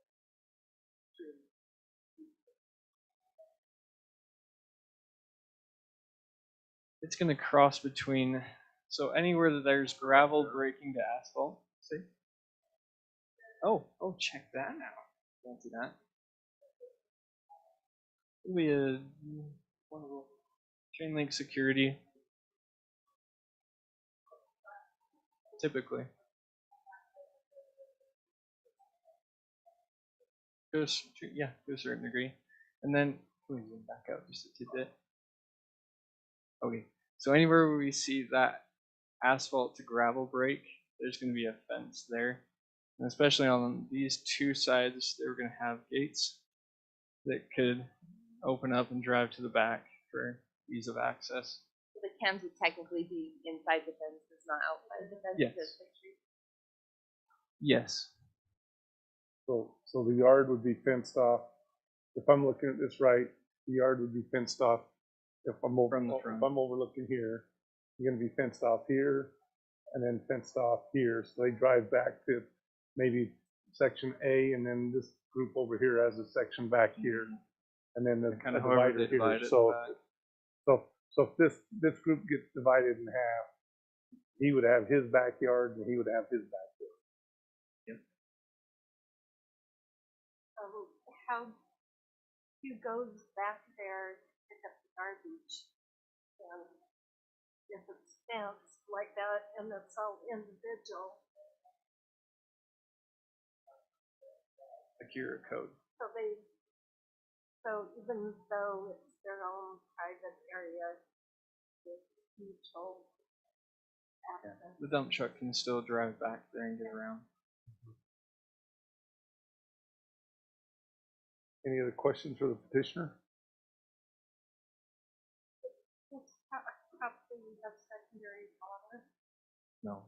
Bonavista We're working on that. Bonavista has stated that they will not serve secondary water uses for anybody at this point. I have a lot of projects with them, and that's been the kind of resounding statement from Yeah, them. it's a recent policy change that they made, Yes. and so we're working through that with several developments at this time. It's a real challenge. I Pretty think it is much, related to the yeah. drought. They but have a lack of water. They made the policy change, and so we had a lot of pending developments, and it's just kind of a weird wrench into things.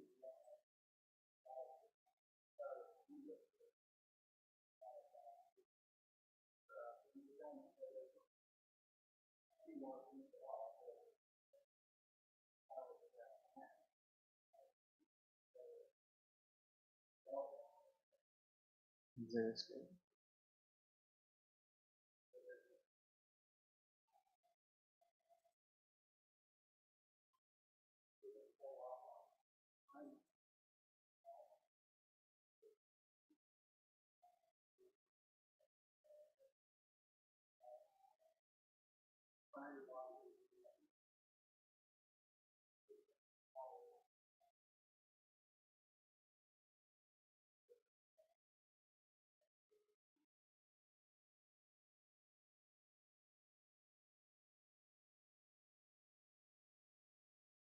Well, and hopefully that's something that I know that we've had discussions, and I think we're going to continue to work to resolve with Bonavista, because our ordinance does require secondary water access, and so that, does, and from my speaking as well, so that does create some challenges.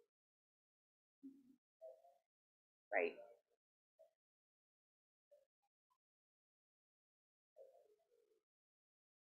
Well, yeah, the tricky thing with secondary water is there really isn't any requirement to provide that necessarily. Yeah, we're working on it.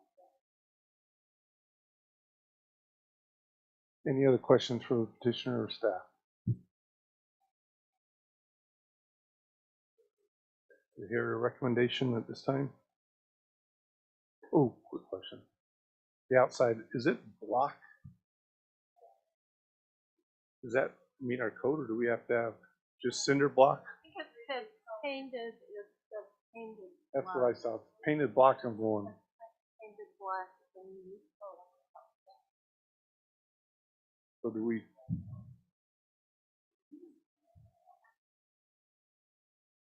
So is it just okay.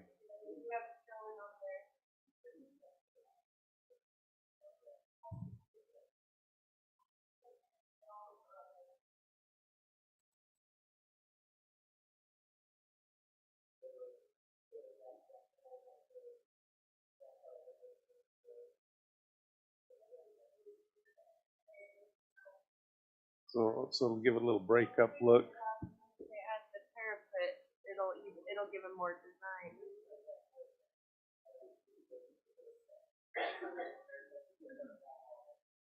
They'll have to be three-dimensional, so let me just see that. Yeah.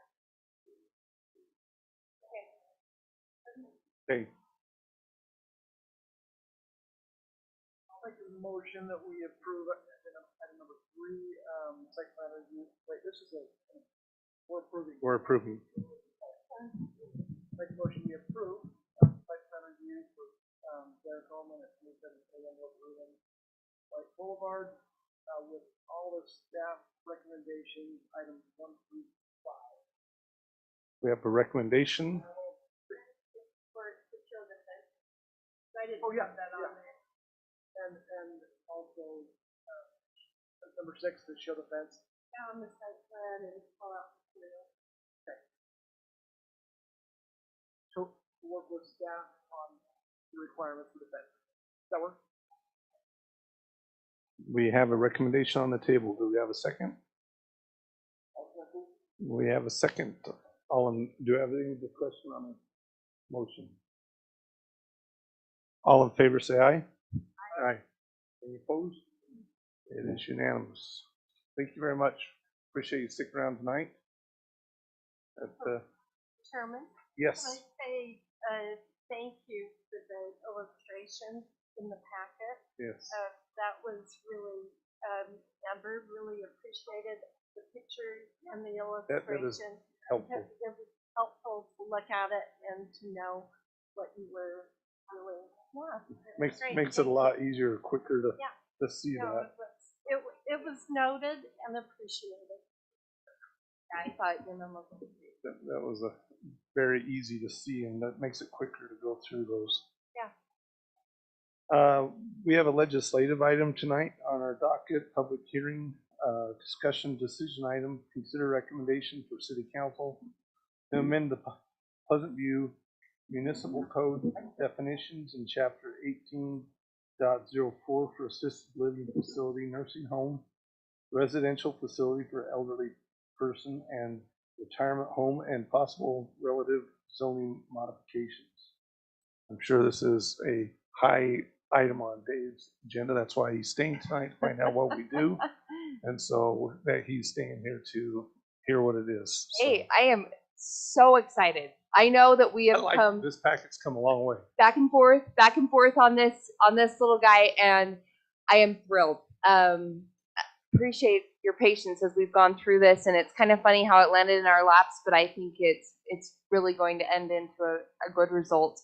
And so in looking at our code, as you all are aware, we had some proposals come forward, and then we started digging into the code, and there's this other definition. There's another definition. And so in researching and looking at other communities, one of them I really liked, and it was actually Salt Lake City's code in how they approach assisted living, is grouping the different definitions together, and then instead of looking at these different types of uses that are highly similar, looking at the ultimate footprint of the use and how that would impact the area. And so Amber told me this is the largest notice she's ever seen that we put out with this. See if it'll let me scroll. Not letting me use the centerpiece to scroll. That's okay. So currently, I might need to scroll with this one.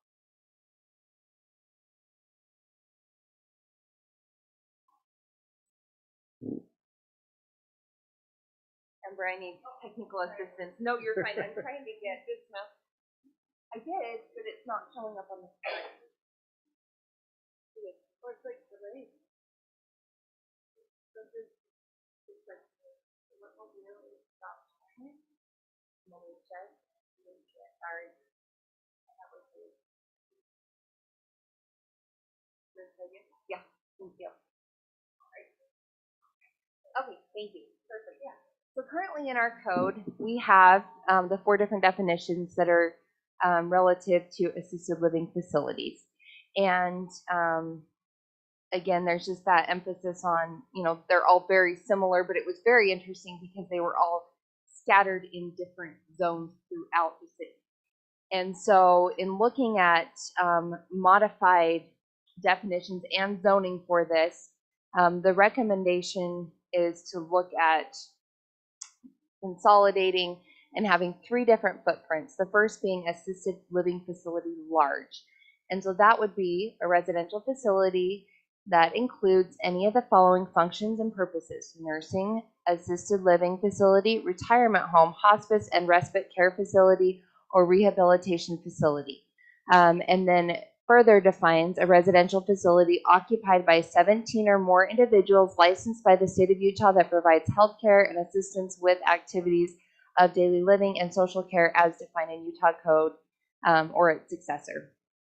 And so that is very specifically defined in Utah Code as to what those entail and what the licensing requirements are. So I thought it would be good to have the reference there. So the differences between the 3 of these are the large, the small, And so with the small, it's looking at the exact same definition, but an occupancy of 6 to 16 individuals. And then the limited capacity usage, again, that exact same definition with those 2 to 5 individuals. And so with that, we looked at how that would impact where the current uses are allowed and where we may want to see them based on the redefined definitions. And so with that, you'll see here, I've listed out all of the different areas where some of these uses are currently allowed. So we currently have some allowable uses in C1, C2, and that was brought forward to you but tabled. There was a lot of brought forward and tabling, sorry, but it was just the more we dug in, the messier it got, and then we wanted a holistic discussion. The second one is the planned commercials, CP1, CP2, CP3. That was brought forward to you very first. There was a recommendation pushed forward to the City Council on that, and the City Council actually ended up, because of a pending application, approving CP2 and tabling CP1, CP3. So that's the status on that. I can get any more confusing on this. In manufacturing, that's currently an allowable use. And then the residential R15, RE20, and then also A5, which allows some residential and also agricultural usage. There's some allowability there. And so the recommendation here is, again, to look at those footprints. And so for the larger assisted living facilities, allowing that in, and I have the zoning map attached in your packets, but the CP2, CP3, MCM, so the manufacturing, and that's based on the sizing, but then also the locations of those. With the smaller facilities, looking at, again, the associated uses around and the sizing, still allowing in the CP1, CP2, CP3, and then the MCM. And then the third, the limited capacity, this is where I believe, you know, with the residential accommodations, it seems most appropriate as to having more of a limited capacity in a residential neighborhood. And so that's where it would still be allowable, CP1, CP2, CP3, manufacturing, but then also in residential and agricultural areas. This is just a recommendation. Obviously, if you'd like to modify what is included and how, or even modify the proposed definitions, or if you're like, you know, this is not good, I like having the 4 different definitions and feel that those are different enough to include those in the code, that is absolutely fine. One of the things that is eliminated in this proposal, and again, this was brought before you for elimination prior and tabled, is taking this out of the C1 and C2. And the reason being, and this is in compliance with our city's general plan, that is our prime commercial corridor and district. And so the intent is that we would not allow for that land to be utilized for this purpose. And so with that, there's a lot to take in there, and a lot that's gone into the noticing on that. I don't know, I'm sure there's questions, but we've got the zoning map here below, just showing some of that. And yeah, I know there's a lot there. So just, this is the way I'd like to walk through it, just if we can. So we're eliminating, so this is not conditional, this will be permitted use. So the actual proposal is to have it as conditional for all of these. For all of them. And I think it's just cleaner. Before we had some that were permitted, some conditional. I think the good thing with the conditional is regardless of the footprint, it comes forward, and if there are some type of impact, so let's say if there's 2 smaller lots next to one another where they'd like to put in one of the limited capacity facilities, it comes before you as a conditional, and we can look to remediate some type of impact. And so all of them as a conditional. They would all be conditional. Okay, so with that, let's just, can we just, what color is the C1, C2? So we're eliminating C1, C2. So a group, what is C1, C2? So we can just say, yep, that makes sense not to have it in any of the C1, C2. But,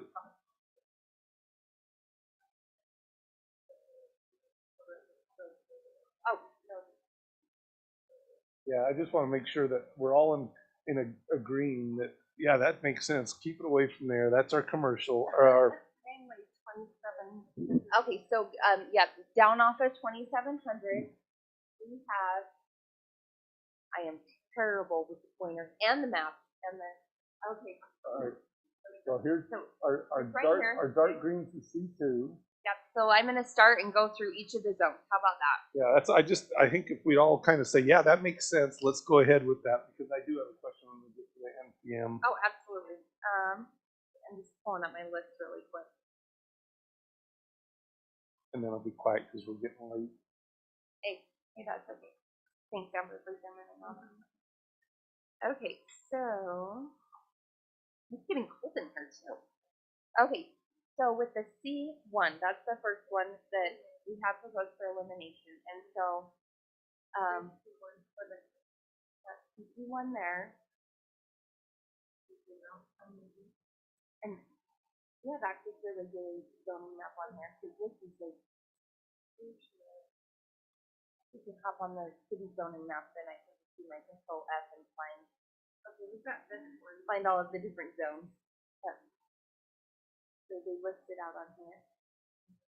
You want like. Yeah. I can grab it off the website. Sorry. Okay.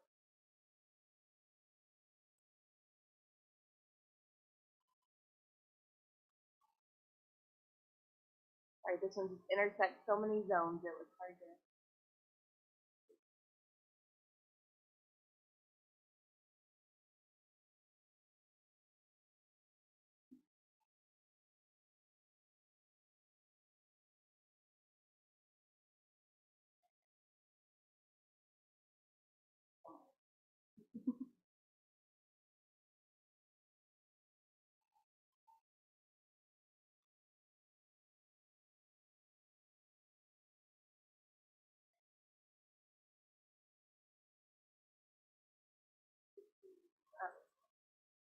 Yep, that's the one. Perfect.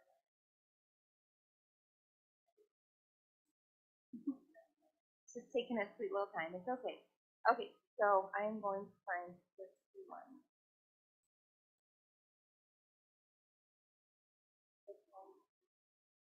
So there's two areas with the C1. And then there's the already there. Oh, right here. Okay. So this upper part. And it's off of 89 actually. Those two? Is that the church, and that's the one that we just turned into residential? I think so, yeah. So basically it's done. Yeah. So C1's out of the picture. So C2 Yep. is the dark C2 is green. down here. All of this green, and it is all. And, That makes sense that we don't want to turn any of that into it. We want to keep that, so that makes sense. Okay, so then on the CP1, so we have this light pink. There's one right here, here, here. Oh, one right here, and then also up here, and this is. Wait, you said this up here?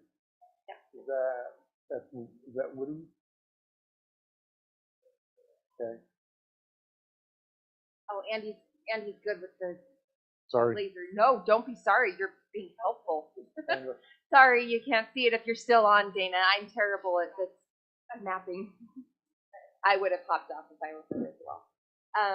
But and then here and here. So there's quite a bit of CP1. And I just, in looking at the sizing of those different lots, I thought that the small would be better accommodated in those. Grandma's cottage a little. Okay, so makes sense, right? Someone couldn't. I mean, they could if they really want to, but it's not something that's a showstopper. CP2. Okay, so CP2, and we don't have a lot of that either. There's this area down here. And then also this off of our. Just for FYI, with the group, there was a petition to put one there. There is still an active petition to put one. Someone actually came and did an active petition for us 5, 6, 7, 8 years ago. Oh, interesting. So there was, and if you actually drive by it, there's actually a billboard for that. and they mowed it all down, and so there was actually Oh, interesting. a live petition that came before us. So if, yeah, next time you drive by, you'll see a billboard there for weed burn.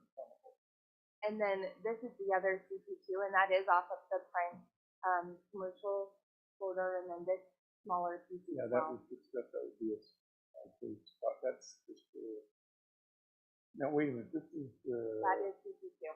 that's CPC. That's the church, and that's yeah, that's the church, but that's also where we just approved the new buildings, the professional buildings. So that's not going to get used up, or probably not because it's already in development. Okay. CP3.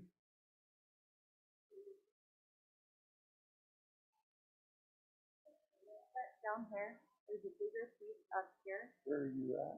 I'm down by the CP2. Down, Down right here. along. That little triangle house. Okay. And then this one up here. That's the Pepsi plant. That's not going to get taken out. And I think this is the only piece for that one. I'll double check.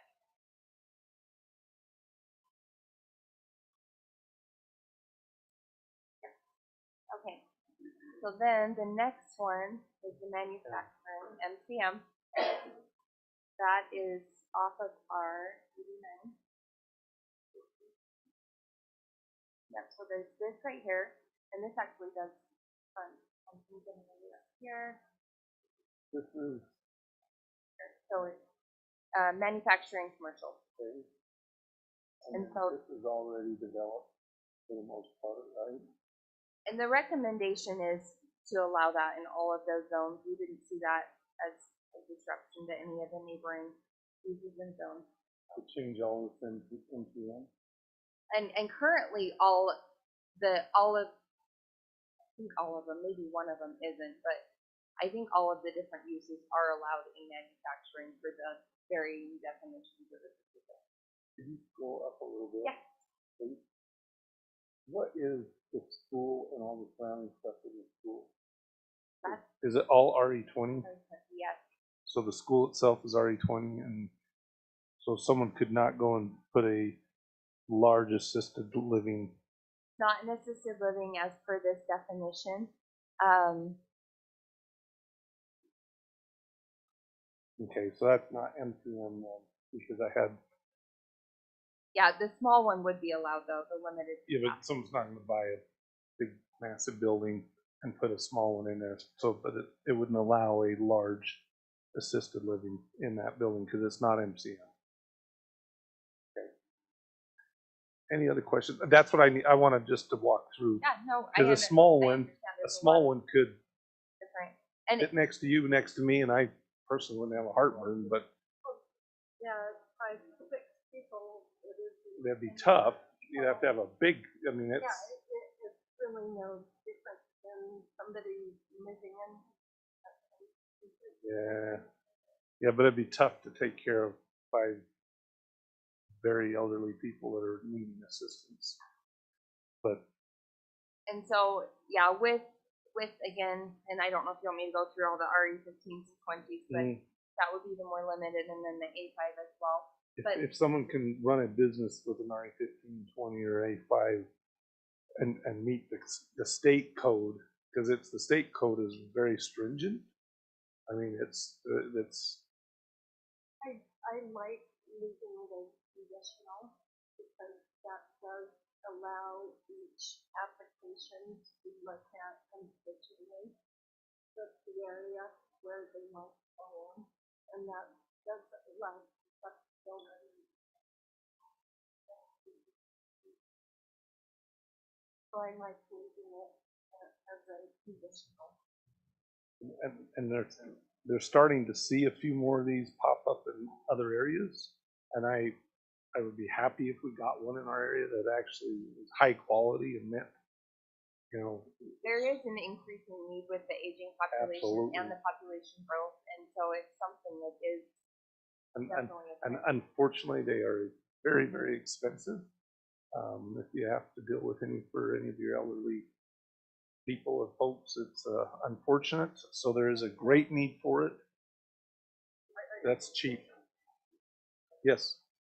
And not that question anyway, I just wondered how do we determine the capacity? Like, how was it determined, like, 17 is the large? Why not? Right. So I know nothing about this. So I just went off of other codes. And so that's something, obviously, if you'd like to modify that recommendation, this is some drawing board for you to work with versus before the, that's what I saw in a couple of the other communities. She's taken it from Saltland. This template, I mean, I tweaked it to kind of our needs, but it is very much similar to what's included in Salt Lake. And I really thought that, with the tiers, it seems like a good mix, but I don't know, you could look at expanding that. I mean, I don't know. Right.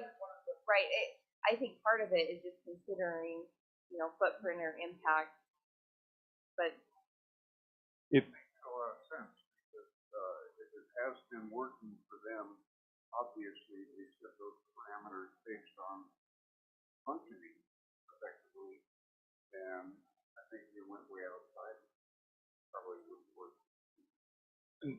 And what? Go ahead. Sorry. I was going to say, it's kind of like the business of my daughter involved in home health care organization. Limits of staffing and stuff like that. It's hard to get outside the box. I like using numbers because I think it helps to clarify. Also, it helps in knowing how many individuals that we have, like what the staff would be, and therefore what the parking would be. It helps to figure that out, having it differentiated by numbers rather than just a facility. So I don't know if there's, additional comments, discussion. I'm happy to entertain any discussion on this, but it's actually exciting that this came forward and we were able to really set through this because, and it's funny, I thought, oh, our code is a mess on this, and I started going and looking at other codes, and lots of other cities have similar issues with the multiple definitions all out there, but it's very messy and somewhat unfair, frankly, because you've got similar definitions allowed in different zones, and some of them are permitted, some of them conditional, and it's really, I think, it's easier to have it fair across the board. And what makes it even worse is when you're trying to go and investigate these companies, there's different levels, and that's why I like your definition of the assisted living. It's assisted living is a rehab, a hospice. There's all different types of tiers. Thanks for coming, Dave. There's all different types of tiers of level of when you're needing one of these facilities. There's just putting someone in there because they need a place to be that's assisted. There's a they call them SNF, which is the full-on care from nursing. There's the hospice. There's all these different levels. When you call these places, they don't tell you what they can do, what they will do. So so this leaves it very broad. So someone can say, we're going to do all levels. We're only going to do this level. We're going to do this level. So and the cost difference from those places are anywhere from $3,000 to $20,000 a month, based on which level. If they're a rehab center, if they're a full-on care center, if they're a hospice care center. So it's a big variety. So this definition leaves it, very open for the facility, but it's based on the size and what amenities they offer. They're going to allow these people, and they're going to run them around to the church and to the grocery store and all these amenities, or are they going to be a rehab center where they're still just trying to rehab them and then get them back home? And so that kind of decides how big the facility is going to be. Well, and that's where I really actually like the idea of the neighbor usage. I mean, just kind of having it maybe in a home next to single-family homes and integrating that into the environment. I don't know. There's a lot of options there. I don't know. You guys think we need to tweak this? what's the thoughts? Now, I guess this is a public, we have to open this, we can open this to a public hearing at this time. It is noticed. It is noticed for a public hearing. So we can open this now as a public hearing. We kept pushing it off several times. Very detailed in the So notice. we have that option is to open this for a public hearing since we have a lot of people here to see if anybody would like to discuss that. So does anybody like to open this as a public hearing at this time? I'll make a motion that we open for public hearing. We have a motion. Do I have a second? Ooh. I want Jim to do that. All in favor say aye. Aye. Okay, we have motion public hearing. Any discussion? Have we had any public comment? No public comment. received No on input. it. Okay. And Oh, we got a motion to close it. We have a second. All in favor say aye. No. All right, you can talk, sir, if you'd like to.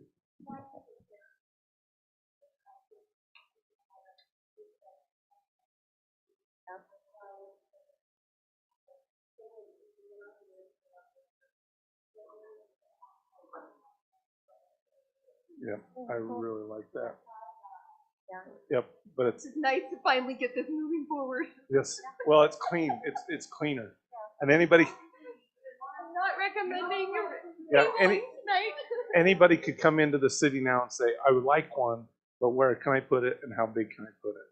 And that was part of the reason the one there on 89, someone came in, well, do I have to have it on that lot and this lot? And everybody's wondering how big can I build it and how many parking lots can I have? And it was a huge discussion and just dragged on. That was on and on and on, and but I never heard what happened. So have we removed from the code all the other references? We were kind of cleaning up. So this is the proposal to clean all of that up. So that and the thing is, I will be frank. So we're there may changing be there may be removing other references hanging out there, but I've made sure that those references are embedded in that definition. So if they are hanging out there, they're all part of the same. But to his point, do we need to make a recommendation to remove those, or are those already removed when we put those on hold? Yeah, the amendment would remove those, but because ultimately it's changing those definitions and replacing all of those. And so we don't have a draft ordinance per se to do that, but it basically outlines that. And so your recommendation would allow us to draft those ordinance for city council. That makes sense. It does. It's a little bit, because right now the code's already, don't we have to amend, That's what we're amending the code. it's all over in these different ordinances, right? So this is based on the notice. Based on the notice, it would amend the definitions and then also the zoning. Mm-hmm.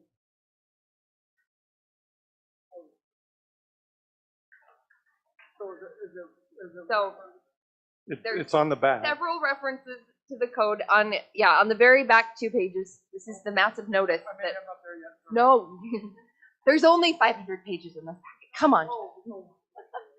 So it addresses amending all the definitions and then includes the different sections of code where we'd be amending those definitions and then what the new definitions would be. And then from there, modifying the zoning. And so we'd go in and clean that up too. And so all of the old references would be eliminated and replaced with the new based on what the... Yeah. Don't be sorry. It's a great question. I just wanted to make sure that We need to clean our code. we're removing or I'm just adding sick- and removing. Yeah, I'm excited because, next time somebody does research and looks at our code, we'll be the shiny example. At least in this section.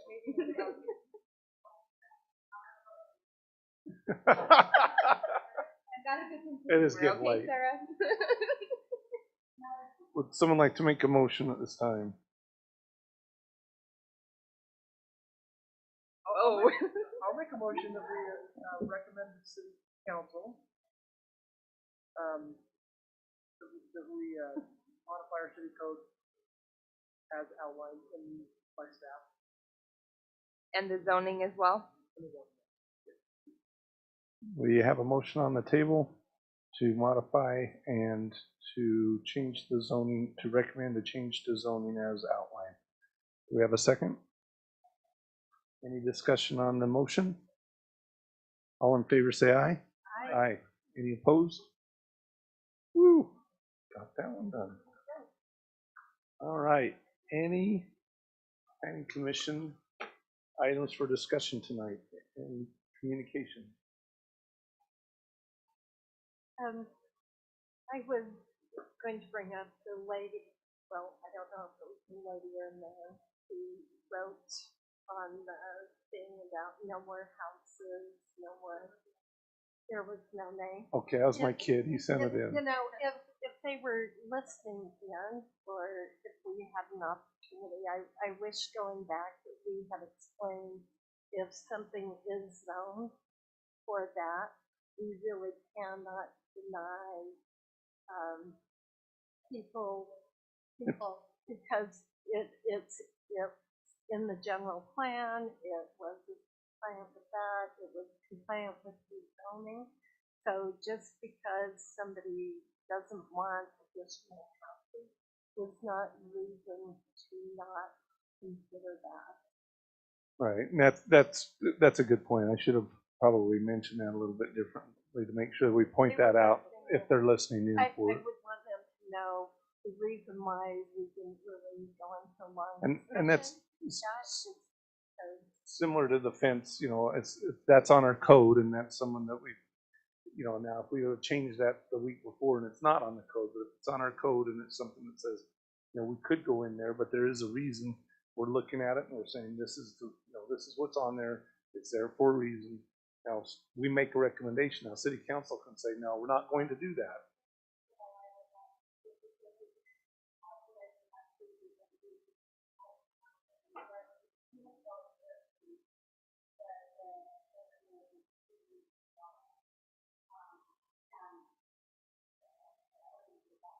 Right, we're the recommendation board. Oh.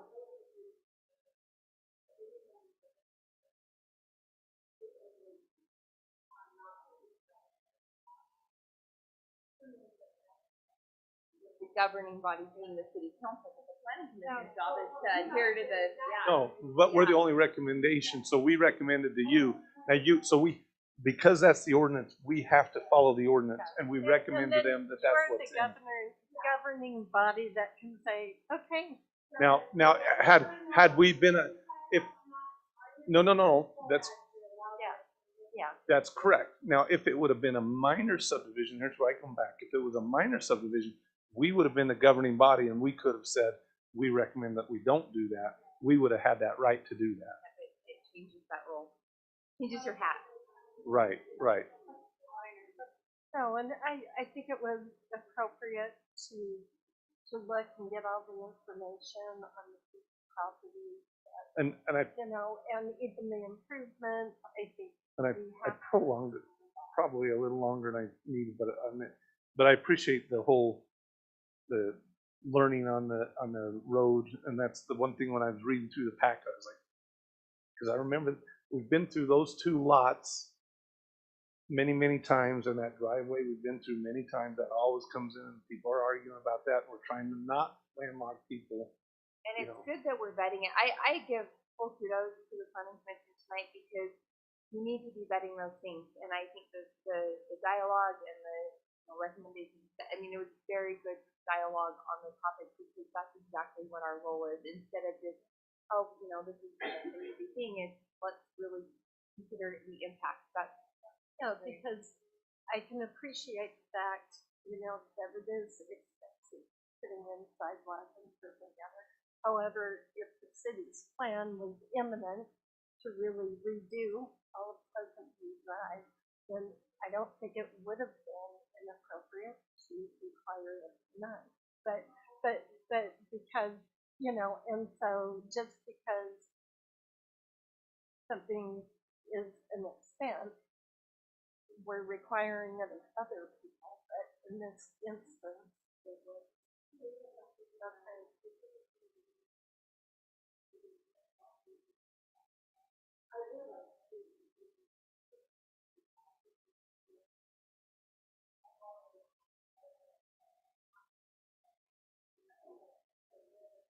Yeah, that's been several discussions on that.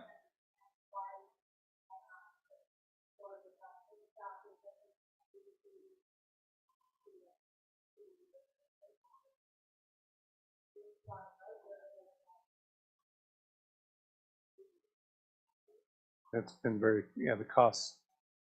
Isn't there a lot that's going to have a home on the corner of 1100 when you were showing the map?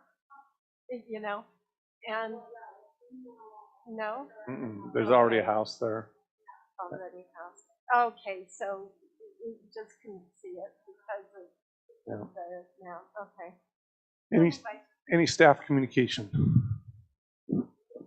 Just Founders Day is coming up. I know we've gotten some feedback on those that are going to be able to participate. Please let us know in that email so we can get that to Councilor Arrington for her records. And then I can't remember if I had something else.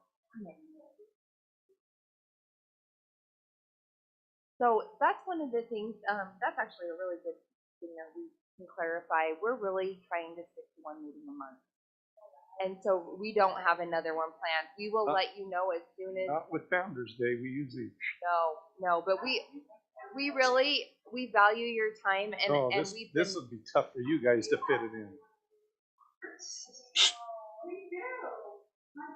I don't know whose idea that was. No, Who scheduled that? But no, we are really, and we'll give you advance notice when there will be 2 a month. And so I think right now plan on the 1 a month. And then if for some reason, no, you're fine. That was a good question. But yeah, not at this time. Regarding Founders Day, on the color guard. Oh, thank you. By service color guard, and they're to be right behind the fire truck. Actually, they would normally be in front, but the fire truck would get trapped if they had to respond.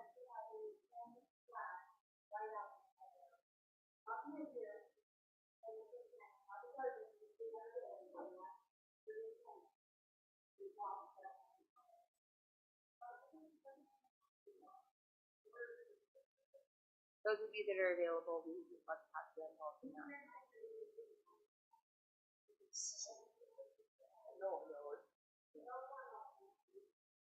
We'll let you know that they'll be available for pickup.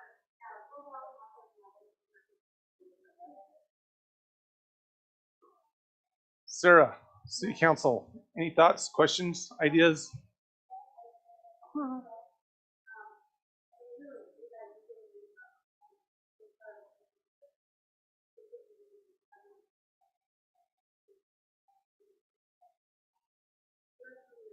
So catch us up on the cul-de-sac thing.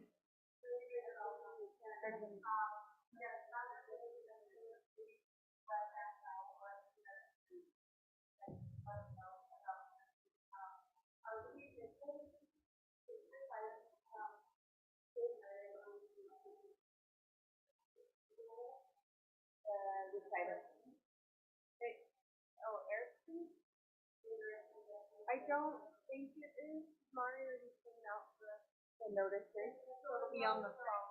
I think she added 2 of the planning items, but this wasn't one of them.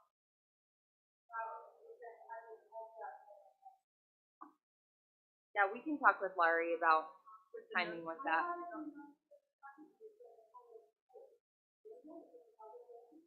The what? For subdivision review, and that's for our So it code. has to be. It'll have to be noticed tomorrow then. Yeah.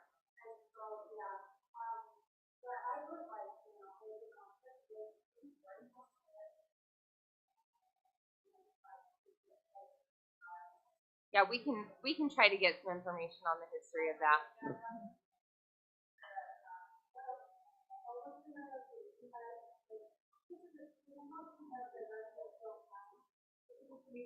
When is that one?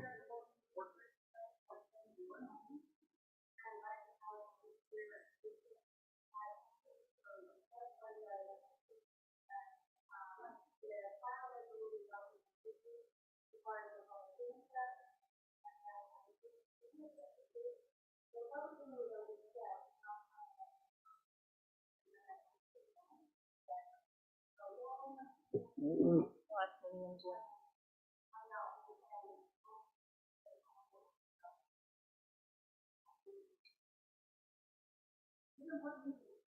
Is that posted on the website? The, Or do we just have to? What? but it is available online. Yeah.